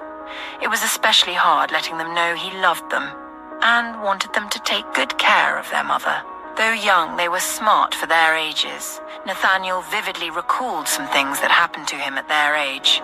He hoped the treatment would work this time, and his sons wouldn't have to shoulder the burden of the family dynasty at such a young age. At least he had time to enjoy his youth before he lost his parents. He would truly hate it if he took that away from his sons. They all had breakfast together in the family dining room, where options like scrambled eggs, crispy bacon, fluffy pancakes with maple syrup, freshly squeezed orange juice, and a variety of pastries adorned the table. Nathaniel noticed that Aria was unusually quiet, but he figured it must be reality hitting them all. Tom was equally quiet, as was Aria's aunt and Aria's friend Anita. Aria had assumed they would travel to Riverview by road, but then they were led up to the rooftop of the building to a helipad. Aria knew then that there was no prolonging this. Nathaniel was going to start his treatment, and she was going to play the roles of his custodian, wife, doctor, and mother to their children. "Help me," she said, looking up to the sky, hoping the higher powers could hear her and assist in keeping her family together. "Don't take him from us now," she thought inwardly. Nathaniel and Aria, accompanied by their sons Liam and Owen, along with Andrew, Tom Hill, Charles, Miss Everly, and Anita, occupied the same aircraft. The seating arrangement consisted of a U-shaped configuration, with 2 rows of leather seats lining each side. Miss Everly, Tom Hill, and Anita sat opposite the pilot, with Liam and Owen nearby. Andrew and Charles occupied a double seat directly adjacent to the exit doors. Nathaniel and Aria settled into the row of double seats behind Andrew and Charles. The interior exuded luxury and spaciousness, featuring cream-colored leather seats accented with champagne gold trim. A large screen TV was embedded on a side panel, and a small refrigerator was tucked into one corner. As the aircraft prepared for takeoff, Andrew engaged Liam and Owen with a cartoon show, providing them with headphones and snacks from the refrigerator before settling in himself. Liam and Owen's excitement was evident as they experienced their first journey aboard such an aircraft. Eager to peer out the window, they attempted to rise from their seats, but were gently urged to remain seated by Anita and Miss Everly until clearance from the pilot. Once given the green light, the 2 boys eagerly rose and positioned themselves by the window, their faces beaming with joy.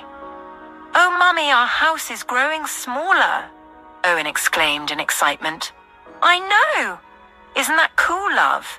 Aria automatically replied, smiling at the use of the term "our house," and knowing Nathaniel must have had something to do with that. She'd heard Owen describe the house as Daddy's house before, and knew Nathaniel must have corrected the notion.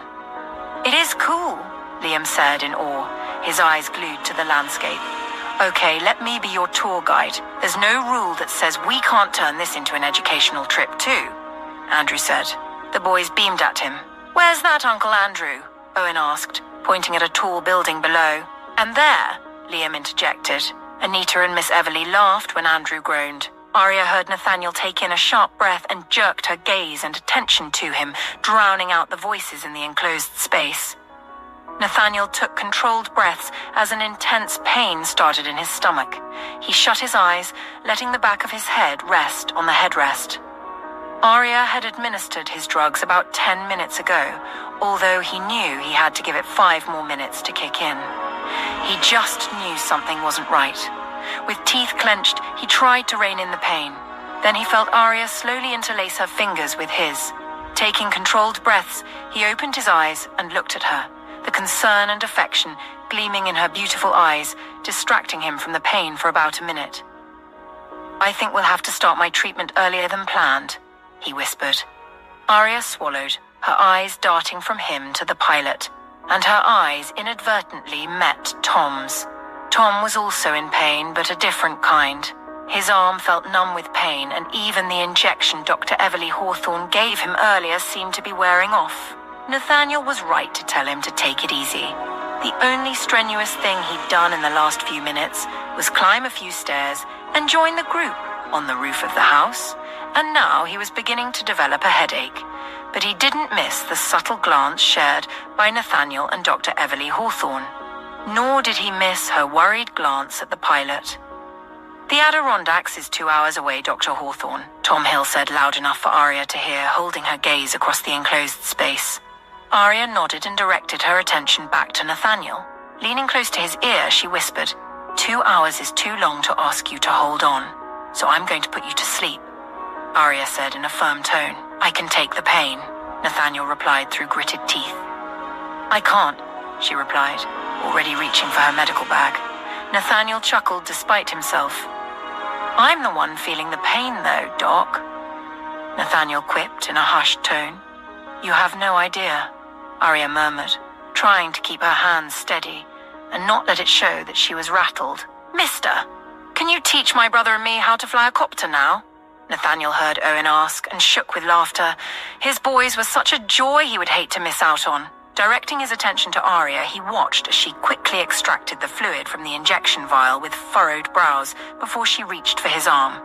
After she had him pull off his jacket, she injected the dose into his vein and quickly disposed of the injection and glass vial in a side bin.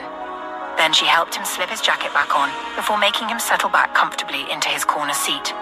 Dr. Hawthorne, I was wondering if I could have another painkiller, Tom Hill asked after Aria was done with Nathaniel. Oh, you're in pain already? Aria asked with concern. Yes, Doc. I am, he replied. He had a more ungentlemanly answer to that, but he was conscious that there were children with them. Okay, let me give you a stronger dose. I just didn't want you getting hooked on it. Moving around may have caused the pain, Aria said as she quickly prepared another injection for Tom Hill. By the time she was done, Nathaniel was already drowsy. Whatever Aria gave him was a sweet relief. Baby, he murmured. Aria moved closer to him, putting one hand in his as she made him rest on her lap. I'm here, Aria murmured against his ear, gently stroking his temple. Don't leave, he rasped in an almost inaudible voice. Never, she replied in a whisper. Never again, my love, she added. Nathaniel let out a sigh and let the darkness take him. Aria continued to stroke his temple as she sat back. He is strong, Andrew said from his seat, capturing Aria's attention. He's going to survive, don't worry, Andrew said with utter conviction that made her heart flutter. We've got to stay positive, Miss Everly chimed in. He's young and in good hands, the older woman added. Aria's eyes blurred with tears, and when she nodded, the tears spilled down her face, dropping onto Nathaniel. Yeah, we've got to stay positive, Aria repeated as if trying to convince herself. But there was a nagging thought at the back of her mind, gnawing at her that they may have waited too long, and it might be too late. 2 hours later, Aria was alerted by Andrew's voice that they had reached their destination. There, that's where we are going, Andrew said to the boys, who had remained standing throughout the 2-hour journey to their father's lake house in Riverview. Every attempt to make them sit had been futile. It's beautiful, Uncle Andrew, Owen said. There's a pool too, Liam added. It's actually a lake shaped that way, but yeah, it can also serve as a pool, Andrew replied. Can we go inside? Liam asked. Yes, Uncle Andrew, can we? Owen interjected. Only if you can swim, Andrew replied. If you can't, you can learn, Charles chimed in. We can swim a little, Owen replied. We didn't have a pool, and it's always cold back home. Our old school had an indoor pool, and we used to swim whenever we were allowed, Liam explained. Sometimes the school has summer classes, and the children get to use the school stuff. People from town also use the pool sometimes, Anita added. Owen and Liam nodded together, happy that their Aunt Anita confirmed they could swim. Mommy didn't like us going inside the water with too many people, though, Liam added. Yeah, 'cause of yucky germs, Owen nodded. Mommy used to make us all toasty after we played with lots of people in the pool, he added. Your mum do what now? Tom Hill exclaimed in disbelief. Aria chuckled from the back seat. Yes, Grandpa Hill, Mummy used to make us sit in hot water, turn the bathroom into a steamy place, and then wipe us with special stuff to kill the germs. She said it was to make the ickies go away, he said. Tom Hill started laughing really hard. Okay, buddy, you scared me for a bit there, he replied, making everyone laugh. Aria peered out of the window, gazing down at the landscape of the lake house, reminiscing about how happy she had been the last time Nathaniel had brought her there. The memories flooded her head, causing her to swallow softly. The craft circled the back of the house, and Aria could see a mobile radiation therapy unit parked out back. On the back porch, men and women stood up from the lounging chairs lining the lakeside. Aria easily spotted Dr. Williams as the craft started to lower to the ground. While Andrew, Anita, and her aunt tried to make the twins settle down, she lowered her gaze to Nathaniel, who was still in a peaceful sleep. She wished she could wrap her arms around him and hold on tightly to shield him from what he was about to go through. "I don't want them to see me like this," his helpless plea from days ago echoed in her head. She lowered her head and pressed a kiss on the side of his lips. The craft descended to a helipad just a few meters away from the back porch, positioned at the center of an island-like platform with a brook cutting it off from the surrounding land leading to the house. Tom Hill let out a sigh when he saw Williams. There was no going back now. Aria noticed a few familiar faces among the guards, ones she had seen at Nathaniel's house earlier, and guessed they must have come ahead of them. One of them hurried to pull the craft doors open as soon as Andrew unlatched them from the inside. Andrew and Charles carried Liam and Owen out, passing the little ones to other guards before helping Miss Everly and Anita disembark, leaving Aria with the still unconscious Nathaniel and Tom Hill, who opt to remain behind. "Mommy? Daddy?" Owen called out, looking back and probably wondering why his parents hadn't come out yet. "Hey kiddo, want to see something cool?" Charles said as he took Owen and Liam from the guards and hurried away. Aria noticed the anxious gazes the boys were throwing at the craft, despite Charles's bid to distract them. "Mummy?" Liam called again, sounding almost scared now. Aria quickly made Nathaniel sit back and then peered out, waving at the two. "We'll catch up with you in a moment, my little knights. Daddy just fell asleep is all," she whispered loudly, rolling her eyes dramatically for effect. A wave of relief washed over her as the boys responded with giggles. Thinking fast, she quickly reached for a polythene bag and, making sure the boys were still watching, blew air into it suggestively in a comical display, then grinned broadly at the two. "Mommy, no, he's not feeling good," Liam cautioned, but still laughed. "Don't prank him, Mommy," Owen added. "Okay, no pranking Daddy," Aria replied with an exaggerated wink, putting the inflated bag behind him. "Uncle Andrew, help Daddy," Liam said, laughing. Aye, Captain," Andrew replied, catching on. Thankfully, Charles didn't stop. Dr. Williams met him and the boys on the footbridge and shook their hands, introducing himself before continuing to walk towards the craft. Aria noticed the tense gaze he exchanged with Andrew before he met her gaze. "Good afternoon, Doctor," he greeted her. "Good afternoon, Dr. Williams," Aria replied simply. "How is he?" he asked, glancing over her shoulder. Tom Hill appeared behind Aria and replied, "He is fine, just in an induced sleep," his voice low and tired. "Induced? Why?" Dr. Williams inquired, throwing the two a cautious gaze. "He was in pain," Aria replied. The older doctor let out a sigh. "Are we still to wait 24 hours before we start his pre-transplant conditioning?" "'Cause if you ask me, I think we're wasting too much time, Mrs. Hawthorne," the man said pointedly. Aria nodded in understanding and took a glance at Tom. "No, we have his consent. We will go ahead with the treatment," Tom Hill said. Aria gave him a resigned nod, letting out a sigh. Nathaniel woke up, finding himself in a painfully familiar position, pillows propped beneath him, ready for the inevitable bouts of nausea. He could hear his labored breathing as his eyes automatically drifted to the intravenous infusion by his bedside. Following the thin tube attached to it, he traced its length to where it was inserted into his arm vein. With his weakness palpable, he knew they had begun the pre-transplant conditioning.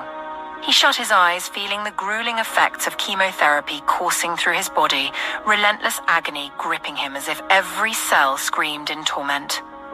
Having endured this ordeal once before, Nathaniel found the experience no less agonizing. If anything, it felt even worse this time, leaving him to ponder whether the treatment might prove fatal before it could offer any relief. Seeking distraction from his pain, he forced his eyes open and glanced around, only now realizing he was enclosed in a glass structure within an atrium, adorned with indoor plants known for their air-purifying properties. Lush greenery surrounded him, with plants like snake plants, spider plants, and peace lilies, which are effective in dispelling toxins from the air and releasing beneficial substances, promoting human health. In one corner, a cozy lounge area boasted couches and a coffee table. while a flat-screen TV provided a semblance of entertainment. Across the room, a fully equipped kitchenette gleamed with modern appliances. Nearby, a collection of neatly arranged sleeping bags suggested that more than one person planned to keep vigil, evidently to ensure his well-being. A frown creased his brow as he took in the peculiar setup. They had turned his mother's atrium into an open-floor apartment, and at the back of his mind, he knew it was a practical setup to keep him in isolation and safe, yet have the medical personnel keep an eye on him. Still, he couldn't shake the feeling of being encased like a spectacle behind the glass shield. Anger simmered within him until he saw Aria and their son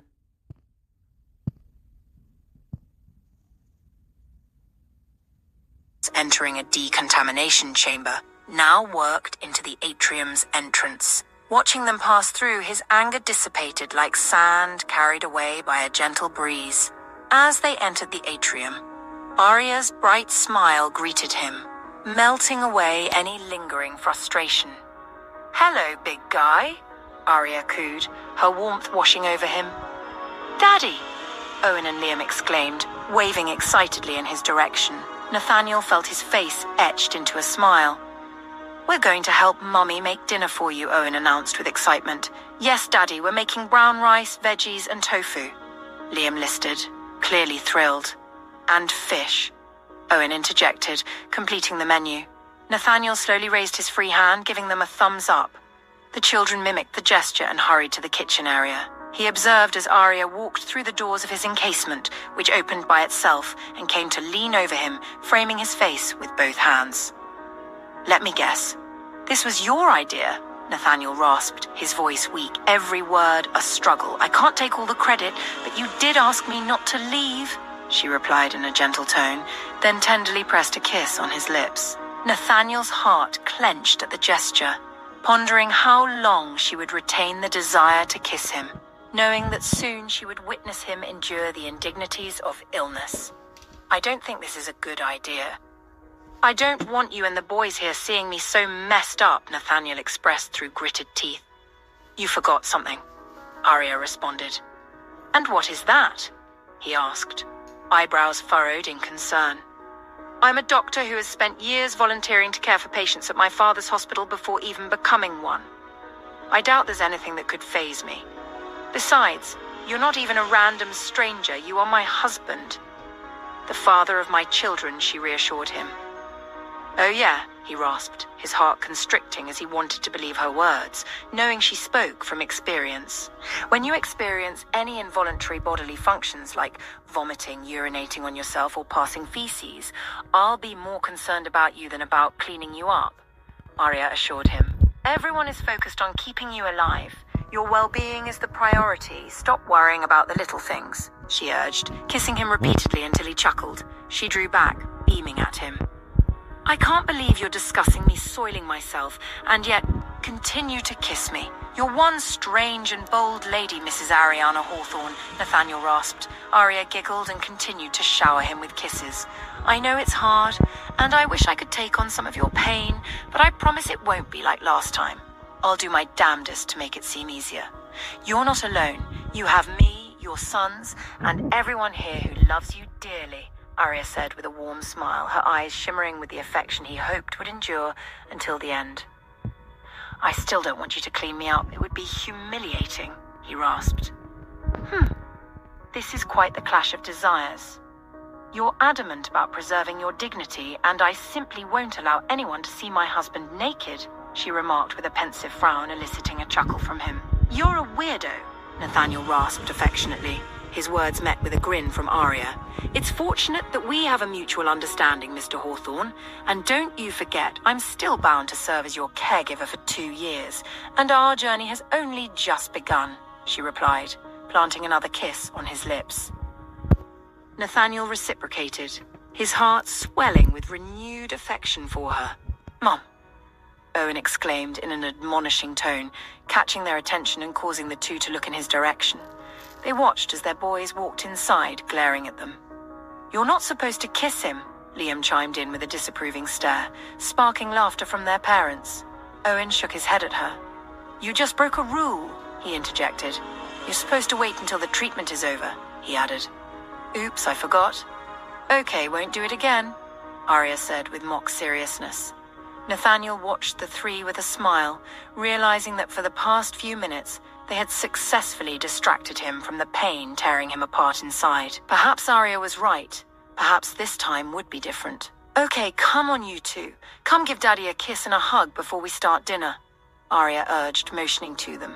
Nathaniel chuckled as their faces transformed into adorable smiles. She gave Liam and then Owen a boost to hug and press a gentle kiss on his temple before guiding them out of the room. Glancing over her shoulder, she winked and blew him a kiss. As Aria turned away from him, her smile vanished, replaced by worry. Nathaniel's early-stage bone marrow cancer was progressing more rapidly than anticipated, resembling an advanced stage. She grasped the urgency when Dr. Williams evaluated him earlier, realizing why he had brought a mobile radiation therapy unit for backup. They both agreed that Nathaniel would undergo the 2 sessions, and they stayed with him as Dr. Williams gave the medical personnel the go-ahead. The radiation oncology technologists sprang into action immediately, administering the chemo drugs and irradiation. Meanwhile, Aria and William prepared the boys and collected blood samples for evaluation. The boys showed remarkable bravery, especially after Aria explained that they were helping to make their daddy healthy.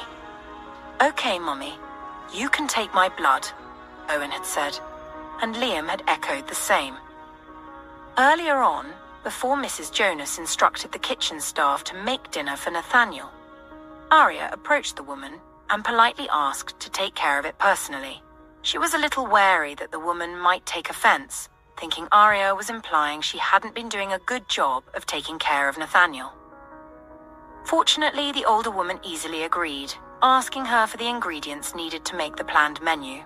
Aria wanted to provide Nathaniel with easily digestible food to reduce excessive vomiting, so she planned to make brown rice with vegetables, tofu, and fish, a menu that Dr. Williams had approved. While the others ate what was cooked for the house, Aria brought the ingredients needed to the atrium to make dinner for her family, doing her best to wear a happy face for Nathaniel, aware of his doubts about his treatment and determined not to give him room to surrender. The 4 of them had dinner together with Aria feeding Nathaniel. When the boys also wanted to feed their daddy, Aria lifted them up and let them sit beside Nathaniel's bed. Though the food tasted bland in Nathaniel's mouth, he ate it nonetheless, buoyed by the love that surrounded him. It was a much-needed boost. Later, the 4 of them watched a movie together.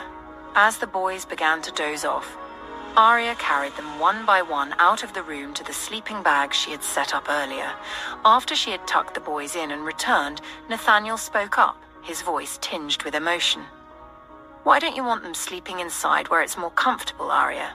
We'd put them through enough without this. Aria replied with a warm smile. Whose idea do you think it was to camp with Daddy? Nathaniel let out a sigh. They're just so small, Ariana, he said with feeling. They want to be where you are. I don't have the heart to deny them that, my love, she replied, unable to keep her voice from trembling, her smile vanishing to reveal her true emotions. Nathaniel patted the other side of the bed where his hand was free. Aria hurried to his side and slipped into bed with him, nestling against his side as he pressed a kiss on the top of her head. I just hate to see you 3 going through this, Nathaniel said in a whisper. I know, she replied softly, and a companionable silence followed. Then Nathaniel spoke again. How long is William keeping me here? Nathaniel asked. 5 days, Aria replied, drawing back to look into his eyes. That's a lot shorter than last time, he said, giving her a searching gaze. We agreed to be as aggressive as the cancer, hence why you're undergoing chemo and full-body irradiation. You've completed day 1. 4 more to go, Aria replied, maintaining eye contact. No wonder I feel worse than before, Nathaniel said, his words punctuated by pained pauses. Your immune system is already compromised. 5 days is the best we can risk. Then we'll proceed with the transplant, Aria explained. Have you? Have you harvested the bone marrow from the boys? Nathaniel asked, his grip tightening around her. We plan to do it on your 4th day. They're also under observation, another reason why we're all here. I found out I can donate blood to you. You share the same blood type as the twins, O positive, while I am O negative. Aria said. "Do you think this is worth it, baby?" "Putting you all through this?" Nathaniel asked, his voice filled with emotion. "Yes, I know it is. My only regret is that you have to endure this pain to give us all a second chance," she said, her voice heavy with emotion, tears streaming down her face. "Please don't cry. You know I hate to see you cry," he rasped. "I'm sorry," Aria whispered. "Don't apologize," he replied in a mellow tone. Nathaniel held on to her for a while, finding solace in the distraction she provided and the comforting warmth of her body pressed against his. Aria left his side briefly to check on the twins and then dimmed the lights, leaving 2 floor lamps, one inside the glass enclosure where Nathaniel lay, and the other near the boys' sleeping forms. She returned to Nathaniel, ensuring all his vitals were stable before slipping into bed beside him. With the lights dimmed, Nathaniel could see the blanket of stars twinkling brightly beyond the atrium roof, their various shapes serving as comforting distractions. "Thank you," Nathaniel muttered, pressing a kiss on her hair. "For what?" Aria whispered back. "For staying back," he rasped. Aria drew back, cupped his jaw, and kissed him again. When she paused to catch her breath, Nathaniel rasped, "Rest assured, I'm keeping track of all this torture, and I'll repay you in kind when I'm strong enough." Aria broke into a fit of giggles, burying her face in the crook of his neck. Nathaniel's lips curved into a smile, and when she whispered in his ear, "I'm looking forward to it, my love," he longed for God to make that dream a reality for both of them. Maintaining eye contact, he replied, "Consider it a challenge, Mrs. Hawthorne." Aria's laughter enveloped him, soothing his spirit like a tender caress.